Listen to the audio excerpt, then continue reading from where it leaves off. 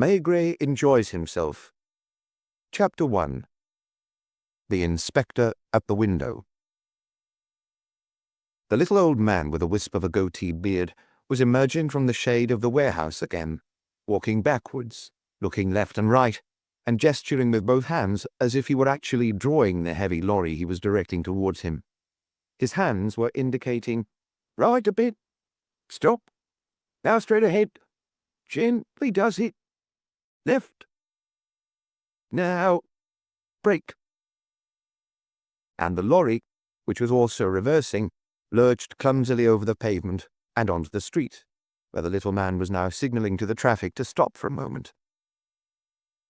It was the third lorry in the last half hour to pull out of that huge entrance with a sign on the front reading "Catoir et Potu," words which were very familiar to Maigret, as he'd seen them every day for the last 30 years. He was standing at the window of his apartment in Boulevard Vichy-Lenoir, tieless and in shirt-sleeves, puffing slowly on his pipe. Behind him, his wife was starting to make the bed. He wasn't ill, so this scene was quite out of the ordinary, as it was 10 o'clock in the morning and not even a Sunday. Here at his window, in the middle of the morning, vaguely observing the comings and goings in the street, the lorries driving in and out of the warehouse opposite, he had a feeling that reminded him of certain days in his childhood, when his mother was still alive and he was off school because he had the flu, or it was the end of term. It was the feeling of finding out what went on when he wasn't there. It was now the third day, the second if you didn't count Sunday, and a vague sense of unease continued to take the edge off his delight. He was making all manner of discoveries. His interest was grabbed not only by the movements of the man with the beard who supervised the departure of the lorries, but also, among other things, by the number of customers going into the bistro next door. It wasn't the first time he had spent the whole day in his apartment, but on the previous occasions it was almost always because he'd been ill, and so had been in bed or in his armchair. On this occasion, he wasn't ill. He simply had nothing to do. He could spend his day as he saw fit. He was learning the rhythms of his wife's routine, how she set about her housework, what time she went into the kitchen or the bedroom, and how she moved from one task to another. He was suddenly reminded of his mother, the way she busied herself around the house while he, even back then, hung around at the window. And just like his mother, Madame Maigret said to him, "Shift to one side, I need to sweep under there." There was even the changing smell of cooking. Today, the smell was of fricandeau à l'oseille. Like a child, he had begun to pay attention again to the play of the light, the way the dividing line between sun and shade moved slowly across the pavement, and the way certain objects became distorted in the shimmer of a hot summer's day. There were 17 more days of this to come. This had all come about through a series of chance events and coincidences. It had begun in March, when he had suffered a bad bout of bronchitis. He had got out of bed too soon, as always, because the work was piling up at Quai des Orfèvres. He had had to take further sick leave, and for a while then it was feared he had contracted pleurisy. The coming of fine weather had restored him to health, but he continued to feel worried, irritable, ill at ease. It was as if he had suddenly become an old man, and ill health, the real sort, which diminishes you for the rest of your days, was waiting just around the corner. He hadn't said anything to his wife, and it got on his nerves when she would observe him out of a corner of her eye. One evening he had gone to see his friend, Pardon, the doctor in Rue Picpus, with whom they usually had dinner once a month. Pardon had given him a thorough check-up, and had even, just to be sure, referred him to a heart specialist. The medics had found nothing wrong, other than a slightly raised blood pressure, but they were unanimous in their advice. You should take a holiday. He hadn't had a proper holiday for 3 years. Every time he had been just about to leave, something had cropped up that required his attention. On one occasion, he had got as far as his sister-in-law's house in Alsace, when on the first day he had received a frantic telephone call summoning him back to Paris. "All right," he had promised his friend Pardon, grumbling. "This year I will take a holiday, no matter what." In June he had settled on a date, the 1st of August. His wife had written to her sister. The latter, who lived in Colmar with her husband and children, owned a chalet on Col de la Chloute, a pleasant and relaxing spot which the Maigrets had often visited. Alas, Charles, his brother-in-law, had just acquired his new car and had decided to take the family on holiday to Italy. How many evenings had he and Madame Maigret spent discussing where they might go? First, they'd consider the Loire, where Maigret might do some fishing. Then the Hôtel des Rochenois in Les Sables d'Olonne, where they'd spent many a happy holiday. In the end, they opted for Les Sables. Madame Maigret had written to the hotel in the last week of June and had received a reply saying that all the rooms were booked until the 18th of August. Finally, it was sheer chance that forced the inspector's hand. One Saturday evening in the middle of July, at around 7 in the evening, he had been called to Gare de Lyon on some routine police matter. It had taken half an hour to get from Quai des Orfèvres to the station in one of the police judiciaire cars, so heavy was the traffic. 8 extra trains had been laid on, and a crowd in the concourse, on the platforms, everywhere, laden with cases, trunks, various bundles, children, dogs, and fishing rods, brought to mind an exodus. They were all heading for the countryside or the seaside, where they would occupy the smallest hotels, the most humble inns, not to mention those who would pitch a tent as soon as they found a suitable empty spot. It was a hot summer. Maigret had come home feeling exhausted, as if he himself had been cooped up in a night train. "What's the matter?" his wife had asked, ever on the alert since his spell of bronchitis. "I'm beginning to wonder if it's a good idea to go away on holiday." "Have you forgotten what Pardon said?" "I haven't forgotten." He was picturing with horror the packed hotels and boarding houses. Wouldn't we be better off spending our holiday in Paris? At first, she thought that he was joking. We almost never go for walks together in Paris. At best, we might manage a weekly excursion to one of the cinemas on the boulevards. In August, everyone will be away, and we'll have the place to ourselves. And before we know it, you'll be dashing back to Quai des Orfèvres to deal with some work business or other. I swear I won't. So you say, we can both go on an adventure, visit parts of Paris we've never set foot in, have lunch or dinner in quaint little restaurants. If they know you're here, the police judiciaire will telephone you the first chance they get. They won't know I'm here, nor will anyone else. I'll mark us down as away with the telephone message service. He found the idea irresistible, and soon he got his wife on board. So the telephone in the dining room remained silent, another detail it was hard to get used to. On 2 occasions, he had reached out for it before he remembered he wasn't allowed to. Officially, he wasn't in Paris. He was in Les Sables d'Olonne. That was the address he had provided to the police judiciaire, and if any urgent message came in for him, it would be forwarded to him there. He had left Quai des Orfèvres on Saturday evening, and everyone was under the impression that he'd set off for the beach. On Sunday, they hadn't emerged until the end of the afternoon in order to have dinner at a brasserie on Place des Ternes, some distance from their apartment, as if to explore pastures new. On Monday morning, around 10:30, Maigret had gone as far as Place de la République, but his wife was doing the housework and had read the papers on an almost deserted café terrace. They had had lunch at La Villette, dined at home, and gone to the cinema.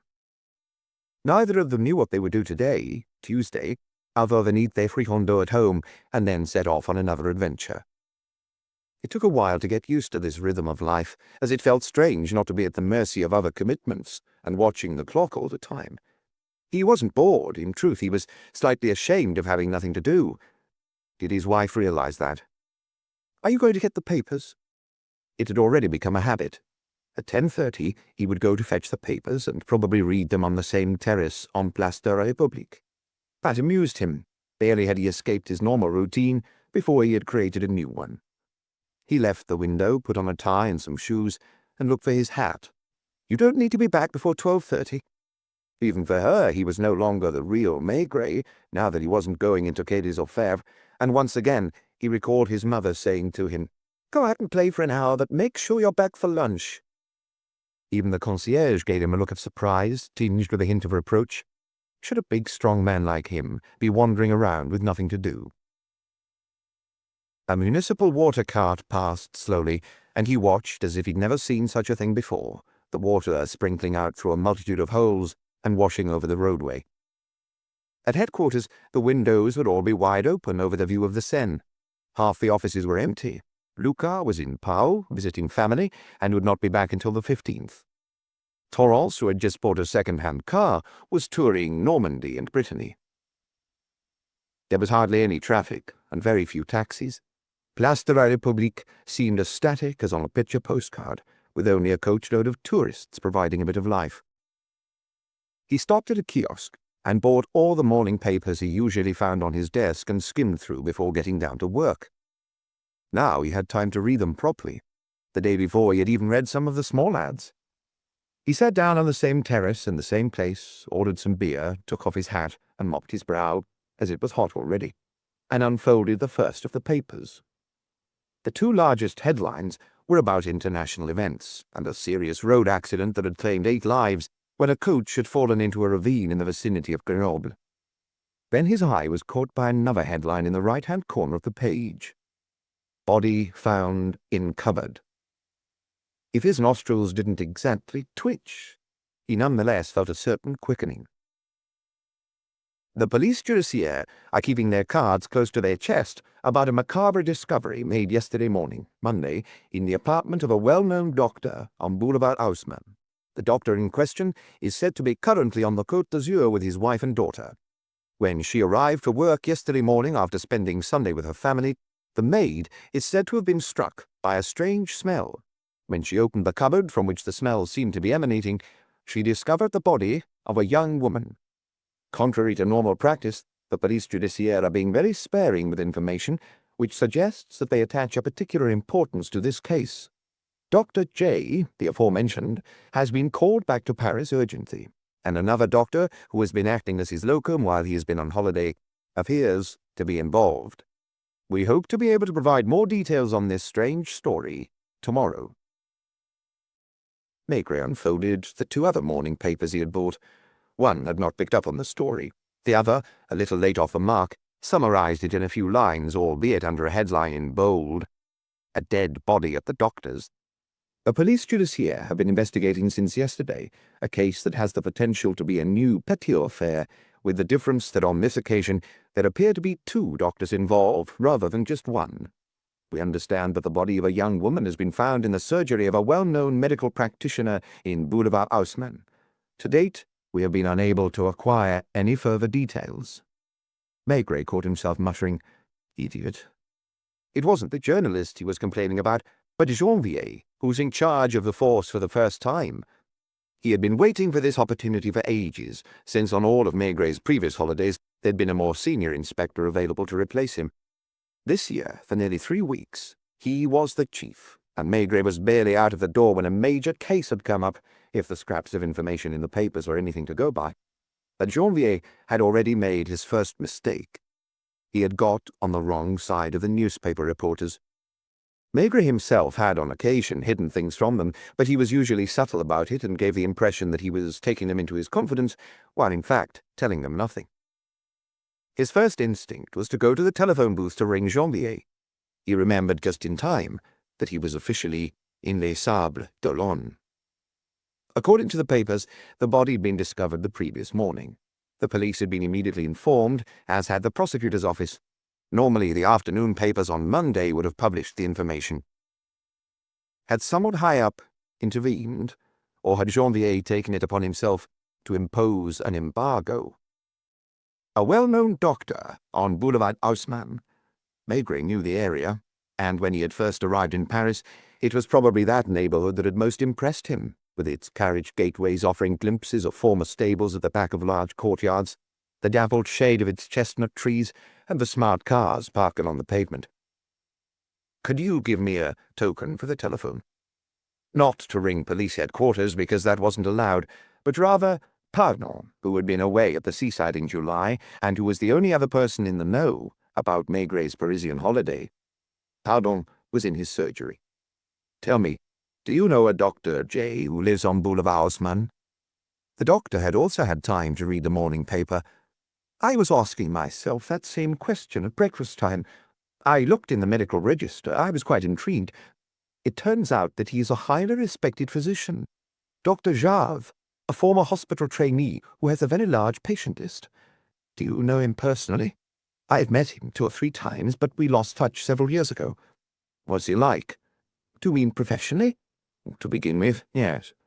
"A sound practitioner, very skilled. He's around 40, 45 maybe. A handsome man. The only thing that could be held against him, if you count it as a fault, is that he has specialized in private practice for the well-to-do. He didn't set himself up in Boulevard Haussmann for no good reason. I guess he makes quite a packet. Married? So the papers say. I didn't know.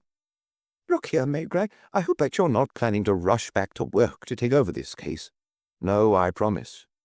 What about the other doctor who was mentioned? I'm not the only one who's been ringing around among my colleagues this morning.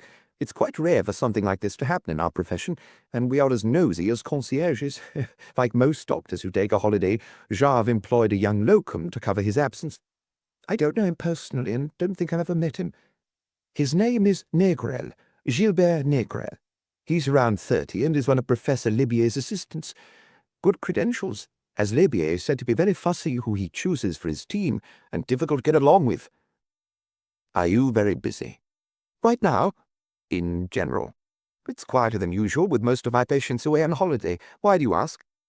I'd like you to find out as much as you can about these two medics. Are you forgetting that you're on leave on doctor's orders? I promise that I won't set foot in police headquarters. Which doesn't prevent you meddling in this case as an amateur sleuth. Is that it? Sort of. Okay, I'll make a few phone calls. Maybe we could get together this evening. Why don't you and your wife come and have dinner at the house?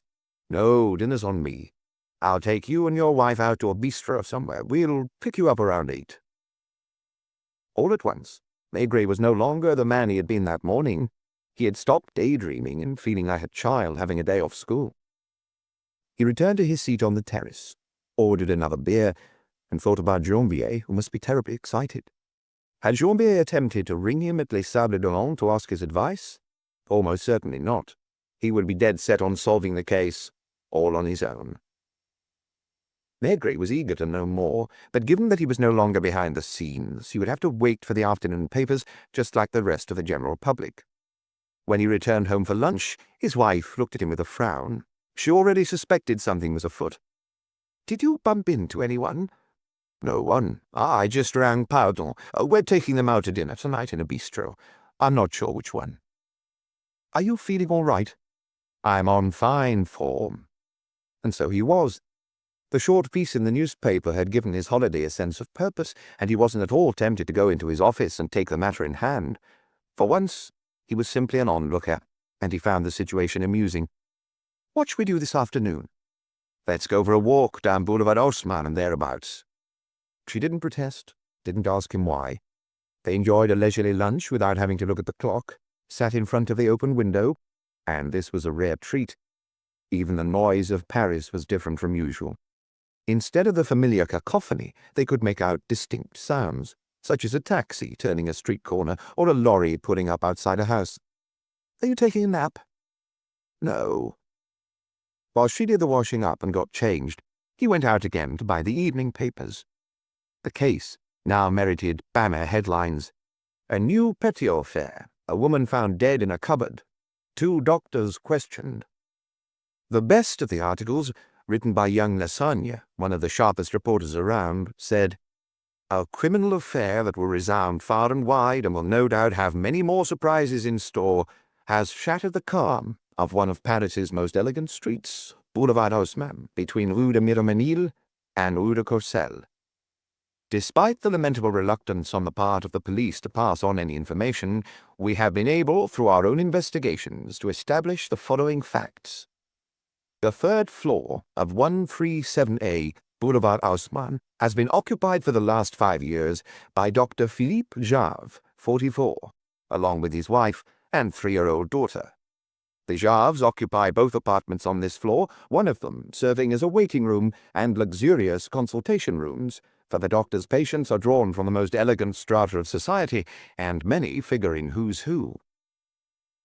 On the 1st of July, the Jarve family, accompanied by their child's nurse, left Paris for a 6-week holiday in Cannes, where they had rented the Villa Marie-Thérèse.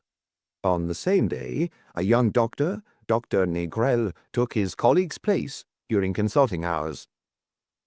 Normally, apart from the nurse, the Jarves have 2 maids. One of them, who has family in Normandy, took her holiday at the same time as her employers, and only Josepha Chauvet, 51, stayed on in Paris.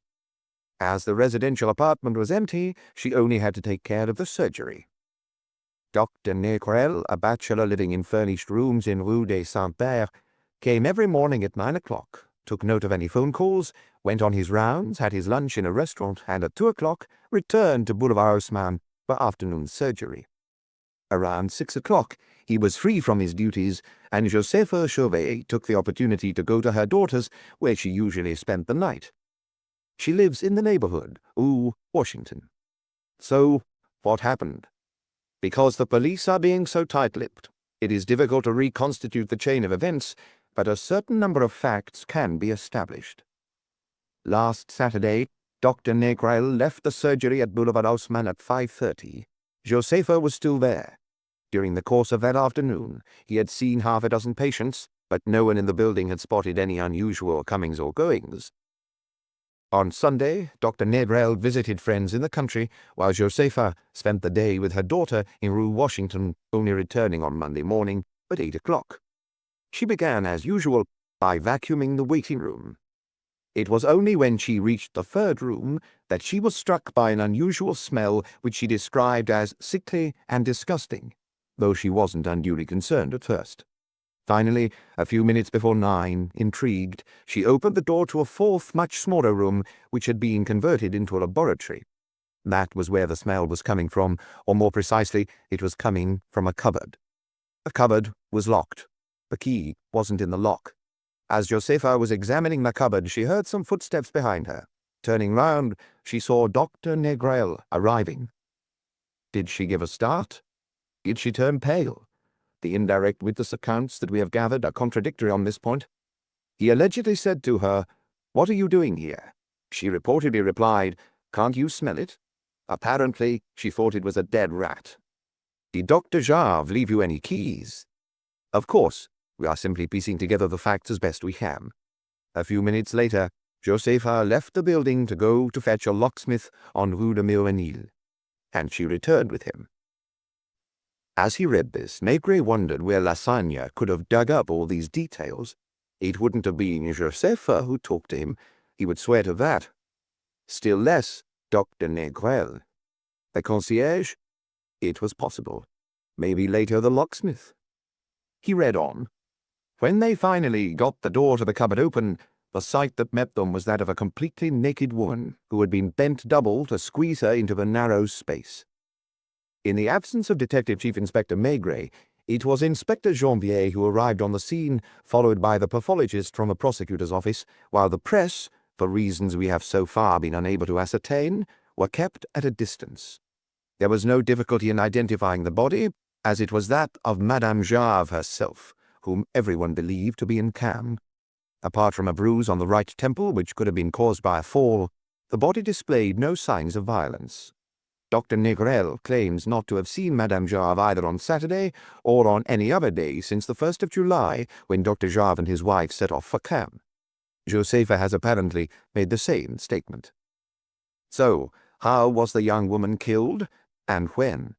We believe that the pathologist places the time of death on Saturday. At midday on Monday, Dr. Jarve was informed by telephone and caught a plane to Paris from Nice. He spent the night along with Dr. Négrel at the police judiciaire. We have no details of their statements. Even this morning, the police refused to confirm whether either of the two men has been arrested. Examining Magistrate Comelio is in charge of the case, but he has been even less forthcoming than Inspector Janvier. Our correspondent in Cannes has tried to make contact with a nurse, Mademoiselle Jusseron, who stayed down there with the child, but he was unable to gain access to the villa, which has already been visited twice by the flying squad. Clearly, this is one of the most mysterious cases of recent years, and there will no doubt be further dramatic developments. Who killed Madame Jarve, and why? Why was her completely naked body stashed in a cupboard behind her husband's consultation room? While we await the repercussions that will inevitably follow, we are able to provide some information about the characters involved in this drama. Dr. Philippe Jarve, 44, was born in Poitiers. After successful studies at the École de Médecine in Paris, he became a hospital trainee. Prior to his marriage, he practiced in Issy-les-Moulineaux. His surgery was a modest one, and his patients were mainly workers from a nearby factory. 5 years ago, he married Eveline Laguerre, 16 years his junior, who was therefore 28 at the time of her death. The Laguerre family own a canning plant in Concarneau. Housewives will be very familiar with the Laguerre et Laurent brand of sardines. Soon after the marriage, the newlyweds moved to a luxury apartment on Boulevard Haussmann, and Dr. Jarve quickly established himself as one of the most sought-after doctors in the capital. 2 years later, Monsieur Laguerre Sr. died, leaving the family business to his son Yves and his daughter. The Jarves have a 3-year-old daughter, Michelle. As for Dr. Negrel, he too is a talented doctor. Aged 30, he is a bachelor and still occupies his student rooms on Rue des Saints-Pères, where he leads a modest life. He is not set up in practice, but works with Professor Lebier. This is the first time he's agreed to stand in as a locum for one of his colleagues. We have tried to establish whether the Jarves and Dr. Negrel were on friendly terms prior to this arrangement, but we have received no reply to our inquiries. At every turn, be it Quai des Orfèvres, Boulevard Haussmann, or within the medical profession, we come up against a strange wall of silence. Even the concierge has been unforthcoming and is merely willing to affirm that she was unaware that Madame Jarve was in the building. However, our correspondent on the Côte d'Azur has uncovered some information, albeit slim pickings. On Saturday morning at Nice Airport, a passenger corresponding to the description of Madame Jarve was reportedly seen boarding the 9:15 plane due to arrive at Paris-Orly at 11:15. The airline refuses to confirm whether or not her name appears on the passenger list. At the time of going to press, Dr. Paul is conducting a post-mortem. When Maigret got back home, he carefully cut out the article and slipped it inside a manila folder, as he did when he was opening a file at Quai des Orfèvres. Except that in the office, his files would contain original, authentic documents, whereas here he had to be content with more or less fictionalized cuttings from newspapers. "Are you ready, Madame Maigret?" She emerged from a bedroom dressed in a light cotton dress, a small white hat on her head, and white gloves in her hands. And as they walked along the street arm in arm, they looked every inch like a couple on their holidays. "You seem to be starting to enjoy yourself," she remarked with a sidelong glance in his direction. He didn't reply, but merely smiled, not thinking about poor Madame Jarve, but imagining Janvier at the sharp end of this case, which he must be dead set on solving, all on his own. Chapter 2. Dinner at Père Jules. "Calvados for everyone?" he asked as he drew his pipe out of his pocket, just as the waitress in the white apron was bringing the coffee. He understood the look his wife gave him, and the more furtive look she then gave Pardon. He wasn't drunk, not even slightly the worse for wear. He couldn't have drunk much more than the others, but he was none the less aware of a certain sparkle in his eyes, and a relaxed manner of talking that wasn't usual to him. Twice during dinner, Madame Maigret had observed him tenderly. First, when he had ordered fried whitebait, then when he had asked for grilled smoked sausage with pommes frites. She had recognized the restaurant in which they had not set foot for 20 years, and which they'd visited on only 2 previous occasions. The sign still read, "Chez le Père Jules." The wooden tables had been replaced with plastic versions in garish colors, and the bar inside had been modernized. The most extraordinary thing was that Père Jules himself was still there, and didn't seem to have aged at all, so much so that with his mop of white hair he looked like a film extra in a wig. Although they had come to Joinville in Pardon's car, it was Maigret who had chosen the restaurant, opposite the Île d'Amour, around which boats and canoes glided. There was a dance taking place nearby, and its jaunty tunes were mingling with music from the restaurant's record player. There were not many customers, and most had slipped their jackets off. Quite a number were people from the neighborhood who had dropped in. Now, wasn't Maigret sticking to the program he had mapped out for his holiday? There are things that everyone talks about, even writes songs about, but never gets round to doing, he had declared at the start of the meal. One example is eating fried whitebait in a bistro on the banks of the Marne. Tell me, Pardon, how often have you eaten whitebait on the banks of the Marne? The doctor had searched in his memory. This had amused his wife, who had replied, "Once, before my husband went into practice. You see, we've done it twice." By the same token, we talk about wandering the streets of Paris, arm in arm. But we never have the time, alas. Pardor had sighed. Well, this time, I'm taking the opportunity. What do you think we did this afternoon? We took a bus to Place Saint-Augustin, and wonders never cease, the bus was almost empty. We didn't encounter a single traffic jam. Then we walked back via Boulevard Haussmann. Without stopping? Without stopping. Maigret had looked at Dr. Jarve's house, of course. A group of curious onlookers had gathered outside the varnished carriage gate, and a uniformed police officer was watching them in a bored fashion. It was the first time in a case such as this that Maigret had found himself on the side of the gawpers, and he found that amusing. The house stood between an oriental carpet shop and the shop front of a milliner's, which must have been very expensive, as there was only one hat on display. It was just the sort of well-to-do, bourgeois, slightly old-fashioned building he had imagined. After that, they'd continued on foot as far as Place d'Éterne, where they'd had a drink on a terrace before returning via Avenue de Wagram and the Champs-Élysées, just like provincial tourists visiting Paris. Splendid, Maigret had said as he put together his strange meal.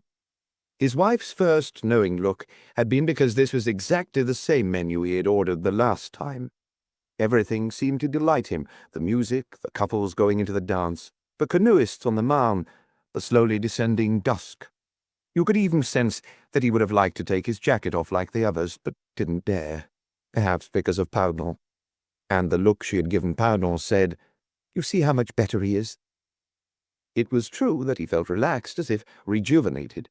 What the others were not aware of was that back in the spring he had got himself into a worse state than he would care to admit, even to himself. He would find himself worn out, exhausted by nothing at all, and was beginning to wonder whether he might end up like Baudard. Baudard was a colleague of his from Special Branch, a decent man, conscientious to a fault, who had found himself the victim of undeserved attacks. Maigret had stood up for him the best he could, but there were grubby political interests behind this whole affair, and certain people high up needed Baudard as a scapegoat to exculpate themselves. And they got away with it. Baudard had fought back for 6 months, attempting to save not so much his job as his very honor. But one morning, while mounting the staircase at Quai des Orfèvres, he had simply keeled over. Dead. It was perhaps because of Baudard that Maigret had decided to take this holiday and to allow himself a little pleasures he normally didn't get to indulge in, such as this dinner by the Marne. When he had gone to Rue Picpus to pick up Pardon, the doctor had simply said, "Jarve has returned home." "And Négrel?" Maigret had asked. "I don't know." It was odd getting the information from a man like Pardon, who was not part of the force. They hadn't discussed it again during the meal. Now that the men had been served with calvados and the women with a liqueur, the latter did as they always did after dinner in Rue Picpus. They pulled their chairs together and started chatting in low voices. The air was mild, humid, and there was a fine mist lifting off the river. A couple in a canoe were drifting along on the current, playing tender love songs on a phonograph. "I had Debelin on the phone earlier," Pardon was saying. "It turns out he knew Philippe Jarve quite well. They did their training at the same time and socialized together until quite recently." "What did he have to say?" "It seems that Jarve comes from a very modest background in Poitiers. His father was a bank clerk and his mother a teacher. His father died when he was young, and it was his mother who brought him up. It was only because of scholarships that he was able to complete his studies, and student life can't have been that easy for him. According to Debelin, Jarve is a plodder. Bright, reserved, and strong-willed. Everyone expected him to specialize in cardiology, his passion, perhaps because he saw his father die of angina. Instead, he set himself up in a rather down-at-heel practice in Issy-les-Moulineaux, and led the exhausting existence of most suburban doctors, working 14 or 15 hours a day. He was 38 or 39 when he went on holiday to Buzec near Concarneau, where he met Eveline, the La Guerec girl. Yes, they seemed to have fallen in love, and he married her. Debelin often visited their home in Boulevard Haussmann, where they moved almost straight after the wedding. Debelin had the impression they were a close couple. Eveline is pretty enough, but she doesn't exactly turn heads in the street. She had a rather joyless childhood, growing up in the house of her father, who was a widower. She was shy and self-effacing, and had what Debelin calls a feeble smile. Debona had the impression that she had health problems, but he didn't know the details, as Jarve was a discreet sort of fellow. That's more or less all I found out, except that the Jarves seemed besotted with their little girl. They didn't go out much and received visitors about once a week. Debonna's just about the only one of Philippe's old friends who kept in touch with them. How did you find out that he'd returned home? Simple, it was on the radio. Maigret had a radio too, but never thought of listening to it. On the 7 o'clock bulletin they announced that the inquiry was taking its course and that Dr. Jarve had returned to Boulevard Haussmann in a state of dejection. There they were, on the terrace of a suburban bistro, watching the lights reflecting off the Marne, sipping a vintage Calvados. What was Janvier doing at that precise moment? Was he in his office at Quai des Orfèvres, gathering witness statements and waiting for news from his colleagues out and about in Paris and elsewhere? Not having time to have dinner, had he had some sandwiches and beers sent up from the Brasserie Dauphine, as was their tradition? Pardon must have seen the nostalgic expression pass over his face, because he asked. Tempted? Maigret looked him straight in the eye, thought for a moment, then said, No. It was true. The Boulevard Haussmann affair looked like it was turning into one of the trickiest and most demanding cases he had known. Firstly, because of the social milieu, it had to be handled with kid gloves. It's always difficult to take on people of higher social status because the slightest false move can lead to unfortunate consequences. Then this case was all about doctors. Certain professions tend to close ranks more than others, such as military officers, teachers, colonial officials, or, however strange it may seem, post office employees. Janvier, who was pursuing an official inquiry, must be finding it harder to get information about Jarve and Négrel than Maigret himself, who had his friend Paldon to turn to. As well as that, poor Janvier had been landed with Comilio, the most disagreeable examining magistrate to deal with. Comilio was afraid of the press. Every article on a case he was involved in gave him the shakes, or else put him in a foul mood.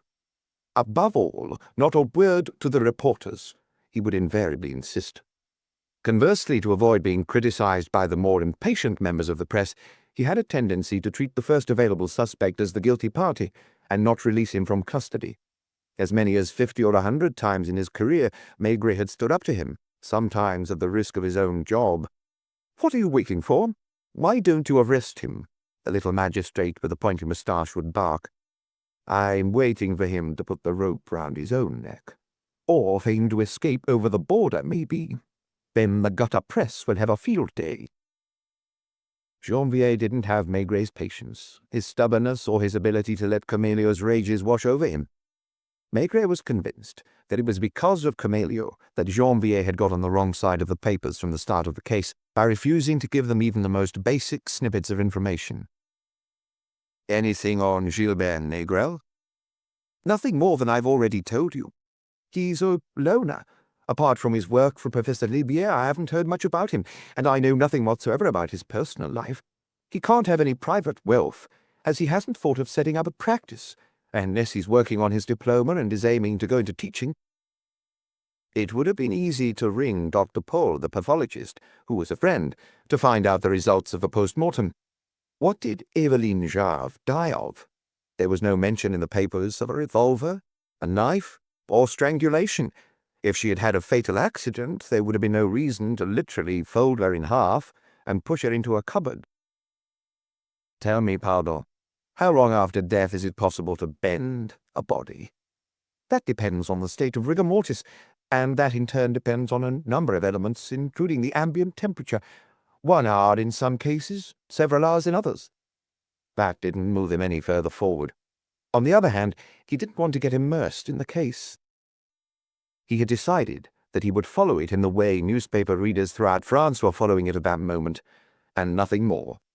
He was just a member of the public, not a policeman. The only thing that was bothering him was the responsibility that was weighing on Janvier, who, for the first time, was bearing the whole of the police judiciaire on his shoulders, at the height of the holidays, when at least half the force was not available. What we need to know above all is whether Jarve was in Cannes at the time his wife died. It was easy to check, and Janvier must have thought about it. Only Maigret himself did not know the results of the inquiry. He didn't find out the answer until the next morning at about 8 o'clock, when he went out to buy the papers. The Pardons had dropped them outside their door around midnight. A little later, as she was undressing, Madame Maigret had murmured, "Will you promise me that you won't go into the office?" "I promise. You see, you're already doing much better. After 3 days of rest, you're a new man. But if you threw all that away because of some dead woman, I won't throw it away." She felt reassured when she saw him open the sideboard and take out the bottle of Calvados. "A nightcap," he murmured. He wasn't drinking because he was on edge, or feeling low, or to give himself a lift. On the contrary, this evening, it was because he felt relaxed. It was the last little treat of the day. Only in the morning he didn't stand by the window as his wife made the bed before going out to get the papers. He wasn't breaking his word. He wasn't involved in the case. He was following it, along with other readers, which is not the same thing at all. The headlines were even bigger than the day before. The most striking one said, "The Dilemma of the Two Doctors." A rival paper had the more cautious, "The Mystery of the Four Keys." Admittedly, both amounted to the same thing in the end.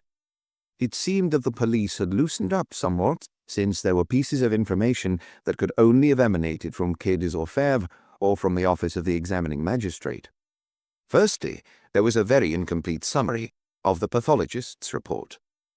The post-mortem conducted by Dr. Pohl has revealed that the bruise that we mentioned yesterday on the victim's right temple is the result of a blow received a short time before the death, but that this blow was not sufficiently violent to have been the cause of death. It was not made by a blunt instrument. It may well have been the result of a fall onto the floor or a punch. Much more mysterious is the needle prick on Évarine Jarve's left thigh, as there is no doubt that it was caused by a hypodermic syringe. What substance was injected, we will know once the intestines and soft tissue have been examined by experts. The victim was not a drug addict and did not inject herself, otherwise older needle marks would have been evident on her body. Besides, her husband is adamant this was not the case. Maigret was ensconced in the same spot as the day before, on Place de la République, and the sky was the same uniform blue, the air soft and warm. Because of all the wine and Calvados of the night before, he had ordered a coffee, and he slowly smoked his pipe as he read through the 3 columns of more or less sensational information. The most dramatic revelation was that Jarve had left Cannes the previous Saturday and returned there on the Train Bleu on the Sunday morning. They didn't give a full report of a doctor's questioning. To Maigret, who was au fait with such matters and who knew how newspapers operated, it was clear that there had been some confusion.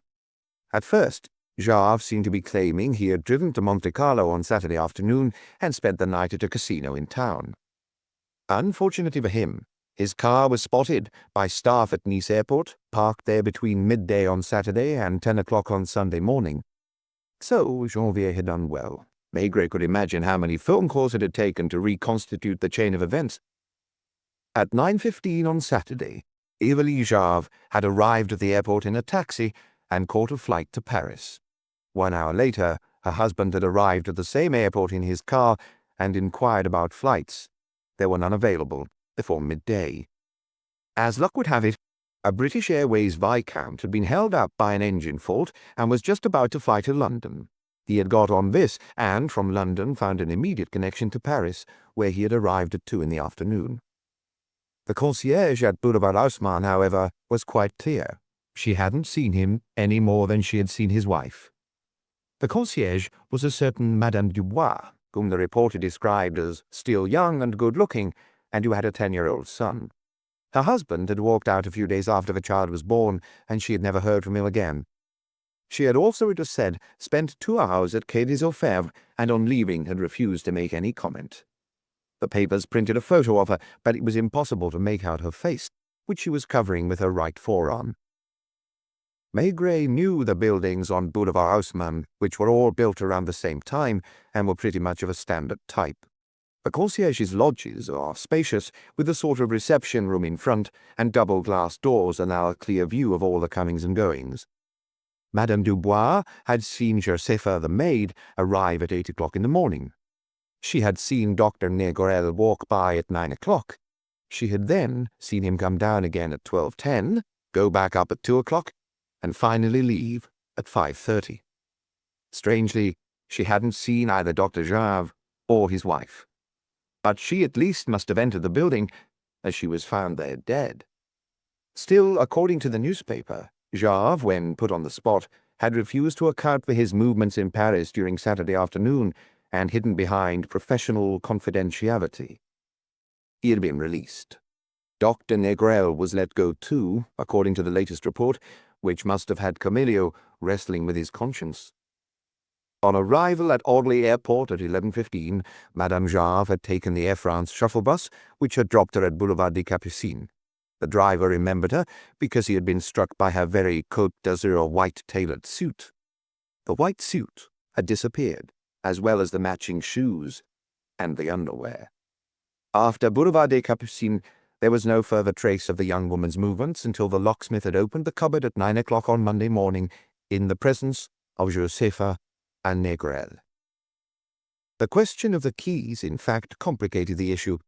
Still, according to the papers, there were 4 keys in existence which opened both the door to the residential apartment and that of the doctor's surgery. Josepha had one of these keys, Dr. Negrel held another for the duration of his cover, Jarve had the third, and the fourth was entrusted to the concierge. Eveline Jarve herself was not in possession of her key to Boulevard Haussmann. That meant that someone must have opened the door to her, unless of course the concierge had lied and had given her her own key. If only Dr. Paul could have been more precise about the time of death. His report said Saturday between 4 in the afternoon and 6 in the evening. At 4 o'clock, Negrel was still at Boulevard Haussmann, as was Josepha. Negrel had left at 5:30, Josepha around 6, as she had nothing to do and was going to have dinner with her daughter. As for Jarve, he had been in Paris since 2 o'clock in the afternoon, but had taken the night train from Gare de Lyon at 7:55. The paper published a photo of Josepha, caught off guard as she left her daughter's apartment on Rue Washington. She was a tall, lean woman with somewhat masculine features. The reporter hinted that the daughter, Antoinette, who was 29, had been involved in some rather dubious activities. Mother and daughter, however, seemed to get on very well. Josepha had her own room on the 6th floor of Boulevard Haussmann, along with the other servants in the block. But as often as she could, she stayed overnight at her daughter's, where she had a bed at her disposal. She did so on Saturday evening, and again on Sunday.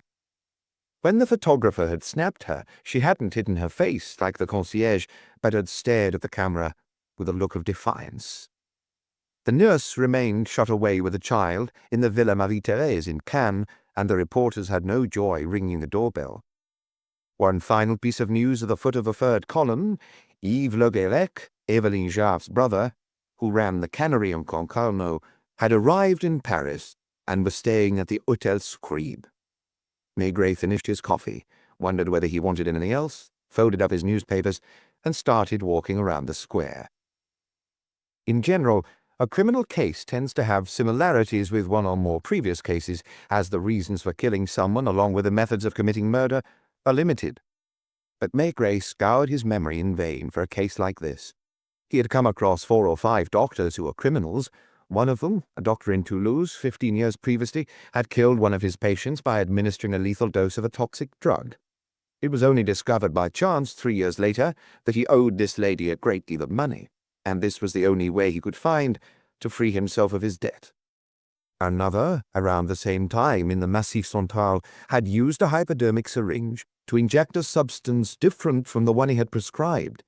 He had claimed afterwards that it had been an unintentional mistake, and was given the benefit of the doubt, since it was not implausible that after a stressful day of doing rounds he could have used the wrong file, especially as it was fairly dark in the sick person's room. As far as could be ascertained to date, Eveline Jarve appeared to have been killed in the same way. What was different from these earlier cases was that in this instance there was not just one doctor involved, but 2. Did her husband have a motive to do away with her? She was rich. It was thanks to his marriage that he was able to escape the suburb, where he had led a tough and joyless life, to become a society doctor in the capital. Was he having an affair? Was he planning to set up with someone else? Or had his wife discovered some infidelity and threatened him with divorce? Anything was possible. Even a tale of jealousy. No one knew the circumstances that had led Eveline to leave Cannes on Saturday morning. What had she said to her husband? Were they in agreement about her trip, and if yes, did Jave suspect that she had a reason different from the one she had given for her journey? One thing was certain: he had followed her as quickly as he could, and had got to Paris a short time after her. Was Eveline Jave the mistress of young Négrel? Had she been for a while? Was it she who had suggested taking him on as a locum during their holiday? Négrel might also have had a motive for getting rid of her. For example, if he had other marriage plans, and if she, for her part, was insisting on leaving her husband in order to marry him. Or else... Maigret hadn't chosen the route back to Boulevard Michel-Lenoir, but instead was following the Grand Boulevard, which she had rarely seen so deserted. Near Porte Saint-Denis, he went into a bar, sat down inside, ordered a beer, and asked for a pen and paper. As he was now just a member of the public, he would play the role to the hilt, and he had an ironic smile on his lips as he wrote in block capitals, "But why on earth was she naked?" On the envelope, he put Jambier's name and the address of Quai des Orfèvres. He didn't sign it, of course. People who gave advice to the police very rarely signed their messages. He could picture Meurs's face in forensics if they asked him to analyze the block capitals, as he possessed samples of the inspector's handwriting. But this letter would be too anodyne for Jambier to go to such trouble. More likely he would simply shrug it off. It was, nevertheless, the key question.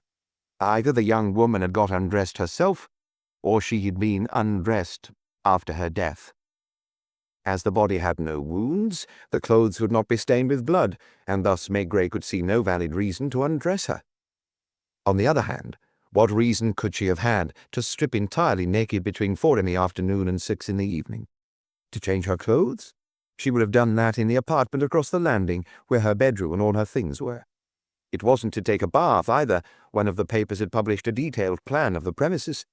The right-hand apartment comprised an entrance hall, a large drawing room, a smaller sitting room that they called the boudoir, 3 bedrooms, a dining room, a kitchen, and the bathroom. The one on the left, which was reserved for Jave's medical practice, was more or less conceived on the same plan, but the rooms were put to different uses. This surely must be one of the most luxurious medical establishments in Paris. The drawing room served as the waiting room and was furnished, according to the paper, in pure Empire style. The boudoir, in Empire style too, was Jave's office, where he received his patients before going into another room to examine them. Beyond the consulting room and corresponding to one of the bedrooms opposite, there was a room dedicated to X-ray examinations and minor operations. Then, finally, there was the laboratory, walled with cupboards from floor to ceiling. The decommissioned bathroom now served as a storeroom for the household's trunks and suitcases, and the kitchen contained cleaning implements and other objects, for which there was no other obvious place. There remained one bedroom with a bed and other usual furnishings, which was used, it seems, when the Javes had a friend staying over, or when the doctor had been working too hard and felt the need for a short nap. It wasn't said whether the bed was unmade or not. Supposing Eveline had been murdered in the apartment opposite, why take the risk of carrying the body across the landing, since there were cupboards there in which the body could have been hidden? Why take away her clothes? Did the murderer intend, for example, to come back for the body in order to dispose of it in the Seine or in some wood outside Paris? This begged another question. Jave had driven from Cannes in his car, which she had left at Nice airport. Did Négrel own a car? The papers were silent on this point. If the assassin intended to make the body disappear, it was likely he had access to a vehicle. Maigret set off walking again, and stopped automatically in front of the familiar shop windows, as the cinema across the road was the one he visited the most frequently with his wife. Outside a jeweller's, he caught sight of himself in a mirror, frowning, looking quite fierce with the effort of thinking so hard. And he laughed at himself. This was, after all, just meaningless speculation. He had nothing to base it on. He suddenly got an insight into how it must feel to be a member of the public, knowing nothing about criminal matters other than what he reads in the papers. The vehicle was a red herring. Had he not, 3 times at least in his career, seen murderers, one of them a woman, carry away their victims in a taxi to a railway station left luggage office? All you needed was a sufficiently large trunk or a wicker basket such as those used by tradesmen. In the present instance, did the murderer intend to disfigure the corpse before this last journey to make her unrecognizable and to prevent identification? If it had been near Corel, why hadn't he returned on Sunday when the coast was clear, while Josefa was at her daughter's? There was an answer to that one, too. He had no reason to be at Boulevard Haussmann on a Sunday, and a concierge would not fail to notice him coming in and out, especially if he was carrying a large trunk when he left. "You seem in a good mood," his wife said as she opened the door to their apartment. It was because he was having a laugh at himself. Here he was, playing the amateur detective when he had always made fun of them.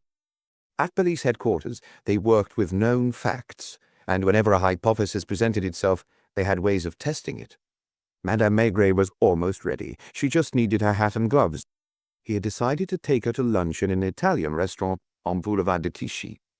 He wasn't just improvising here, strange though it may seem. If he didn't have a precise plan for how he would use his days, if he more or less followed his whims, it all rested nonetheless on a basic underlying idea. As he had said to his friend Pardon the night before, he was indulging in the small pleasures his daily work never allowed him to experience. That's why he had returned to Père Jules, where he had eaten fried whitebait and grilled sausage. Maybe it hadn't been as good as 20 years earlier, but he had enjoyed it all the same. He was also content standing at his window in the mornings and watching the comings and goings on Boulevard Michel-Lenoir and the lorries driving in and out of Catois des Potus. He had never eaten at the Italian restaurant on Boulevard de Clichy where he was taking his wife. He had never set foot there, but had often walked past it and glanced into its dark interior, noting to himself that it would be a good place to eat some spaghetti.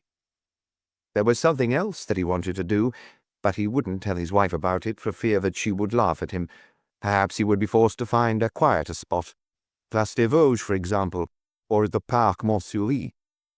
He wanted to sit on a bench and stay there for a long time, peaceful, not thinking of anything, smoking his pipe and watching the children play. "Are you ready?" Madame Maigret asked as she pulled on a white glove. She had put on some perfume, as on a Sunday or on trips to the cinema, and she was wearing a floral dress. Just a moment." He just had to cut out that morning's articles and file them in his manila folder. After lunch, they would slowly amble up to the Sacré-Cœur like tourists, and on the way up Rue Le Pic, Madame Maigret would pause now and then to get her breath back. Chapter 3. The Lover's Opinion. They had chosen a blue and white striped parasol. There were 3 cafes competing for territory on Place du Tertre, each one pushing out as far as they could, and their parasols were like flags, orange, dark blue, or blue and white stripes. The iron chairs were the same, as were the tables, and no doubt the vin gris they served in jugs. It was like a never-ending festival, with coaches squeezing in through alleyways, almost forcing the walls apart, tourists armed with cameras, painters, mainly women, in front of their easels. There was even a fire-eater who also swallowed swords as a sideline. Here, too, Maigret and his wife exchanged the occasional look. They never spoke much when they were together, and in the looks they exchanged today, for example, there was nostalgia and recognition.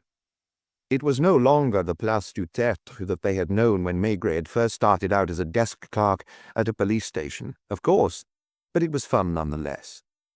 Now it was a multicolored fairground, noisy and more aggressively vulgar. But haven't they changed too? Why demand that the rest of the world stays the same while we get older?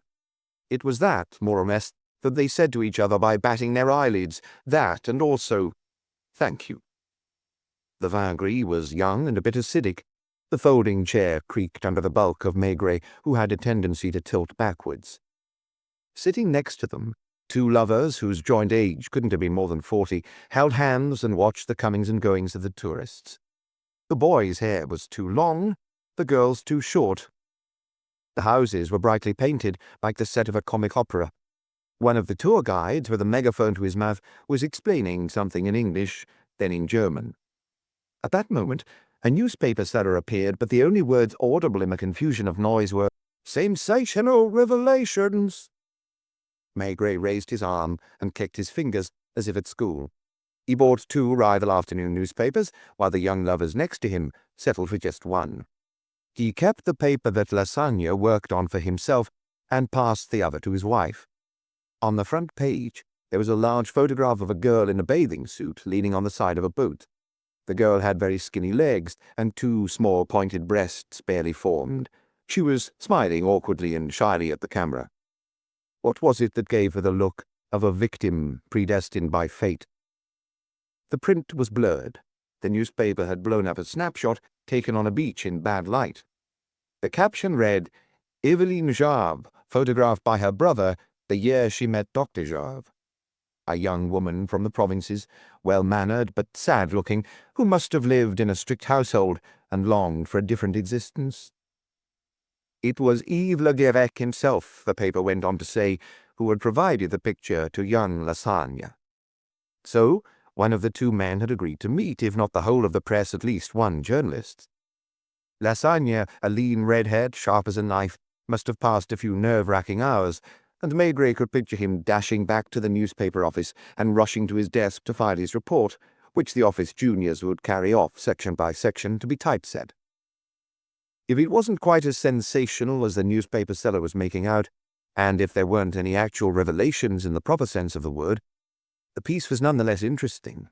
In his usual style, Lasagna first painted the scene.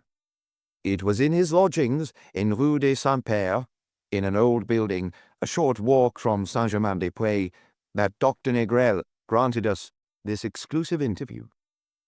The house, a former private mansion, still bears on its facade the arms of the distinguished French family who lived here, but this somewhat dilapidated building was long ago converted into apartments where several families live.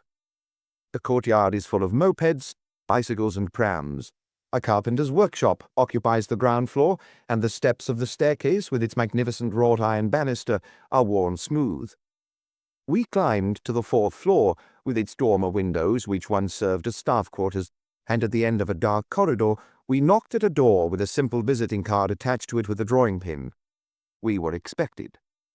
The door opened to reveal a young man with dark hair, a smooth complexion, and matinee idol looks. Dr. Négrel, as he would tell us later on, comes from the south of France, from Nîmes, where his family has lived for many generations. The family has had its ups and downs. One Négrel was a ship's doctor under Napoleon. Another was a public prosecutor under Louis-Philippe. Dr. Négrel's father, who is still alive, is a photographer. The doctor studied at Montpellier University. The doctor... Maigret stopped reading to crane an ear. The young lovers of the next table were reading the same paper more or less simultaneously with him, and the girl murmured, "What did I tell you?" "What?" "It's a love affair." "Let me read the rest of it." Maigret smiled vaguely, and read onwards too. The doctor, despite his physical attributes, came across as a modest and serious man, and the events of the last 2 days appear to have hit him hard. His lodgings looked more like those of a student than a doctor at the start of a brilliant career. He welcomed us in a room that serves as an office, a sitting room, and a dining room. Through other rooms, we caught sight of a plain-looking bedroom and a tiny kitchen. "I don't understand anything that has happened," were his first words as he sat in the window recess, having shown us to an antique armchair in red plush. The police, and then the examining magistrate, questioned me for a long time and asked me questions I couldn't possibly answer. "It seems they suspect me of killing Madame Jarve, but why on earth would I do such a thing?" He frowned with his thick eyebrows, which gave his face a deep look. On the table were the leftovers of a meal that the concierge must have bought for him locally. He was unshaven and wasn't wearing a tie or jacket. I asked him, "Will you permit me to ask you a number of questions for the benefit of our readers?" "I reply to the best of my ability." "Even if the questions are indiscreet?" He shrugged, like a man who had already been asked the most indiscreet questions. "To begin with, how long have you known the Jarves?" "I've known Dr. Jarve for 3 years." "They asked me that too." "Where did you meet him?" "While working for my employer, Professor Lebier. I'm his assistant."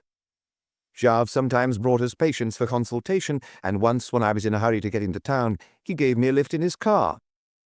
"Did you become friends?" "He said that one day he'd like to invite me to dinner." "Did you go?" 6 months later, by chance. At the end of a consultation with Professor Lebier, he asked me if I was free that evening, as he had invited a few interesting people. So I went round to Boulevard Haussmann. Is that where you met Madame Jarve? Yes. What was your first impression of her? I was the least important among the guests, so I ended up at the foot of the table. I didn't have much chance to talk to her. Did she seem like she was happy? Neither happy nor unhappy. She behaved like any hostess.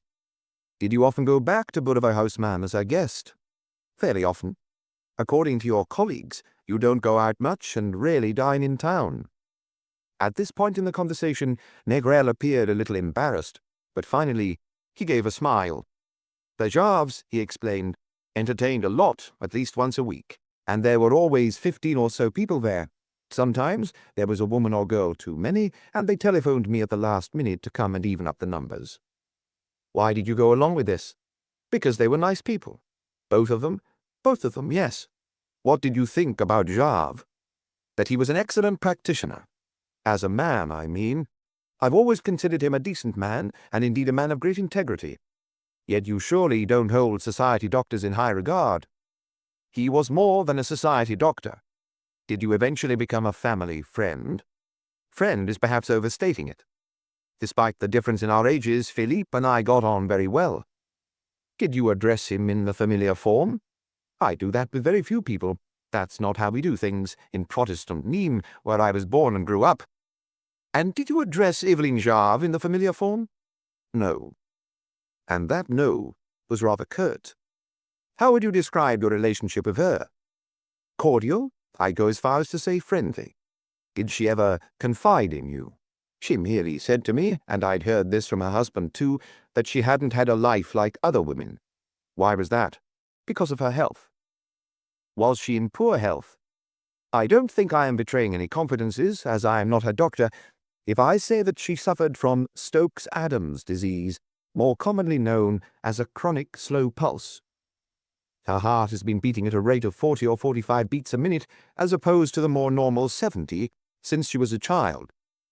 What are the effects of this condition?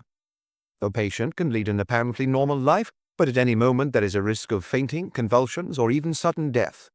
Did she know that? Since the age of 12, she had a consultation with a top specialist. She overheard him talking at the door and understood everything. Was she afraid? No, rather resigned. Was she happy in spite of this? In a suppressed sort of way, if I can put it like that. It was as if she always feared that too much exuberance would bring about an attack. Was she afraid to have a baby? No, on the contrary, she was happy to leave something behind her, even if it ended up costing her her life. Did she love her husband? I guess so, since she married him. Did he love her? He always seemed very attentive. Did you ever meet her in private, I mean without her husband around? The young doctor was silent, his brow creased in a frown. Yes and no. I never went to see her personally, but sometimes when I was around at Boulevard Haussmann, Jarve was called away to see a patient urgently. And on those occasions, she never tried to confide in you? No, not what you would call confide. To speak about her life, in the way everyone talks about their past, their childhood. So you became good friends, if that's how you want to put it. She never visited you here, in your lodgings. Another silence. Why are you asking me this? I'll be straight with you. I showed Eveline Jarve's photo to your concierge, and she claimed that she had seen her go up to visit you twice. The last time, 6 weeks ago. The concierge is lying, or has mistaken her for someone else.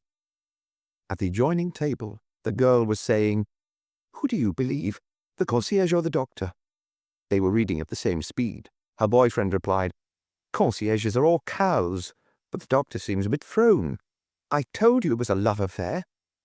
Madame Maigret, who had finished the no doubt shorter article in the other paper, had laid it on her lap and was dreamily watching the tourists come and go. Maigret was forgetting his role at the police judiciaire, the profession he had exercised his entire life, and was surprised to find himself reading the paper like a normal man in the street. Suddenly, he made a little discovery which delighted him. As a rule, those moralistic types who take it upon themselves to lecture other people claim that there is something unhealthy, perverse even, in the desire of certain readers to lap up tales of crimes and disasters. Without having thought that much about it, Maigret, even up to the previous day, would have tended to be of the same opinion. He now suddenly realized that it wasn't so clear-cut, and the remarks of the girl at the adjoining table had gone some way towards changing his mind. Didn't readers devour just as avidly tales of heroic or exceptional acts?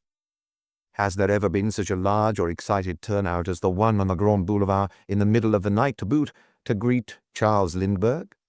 Weren't people just fascinated to learn what human beings were capable of, whether for good or bad? Didn't the curiosity of the girl sitting next to him stem from a desire to know, as a novice in love, what the limits of love are?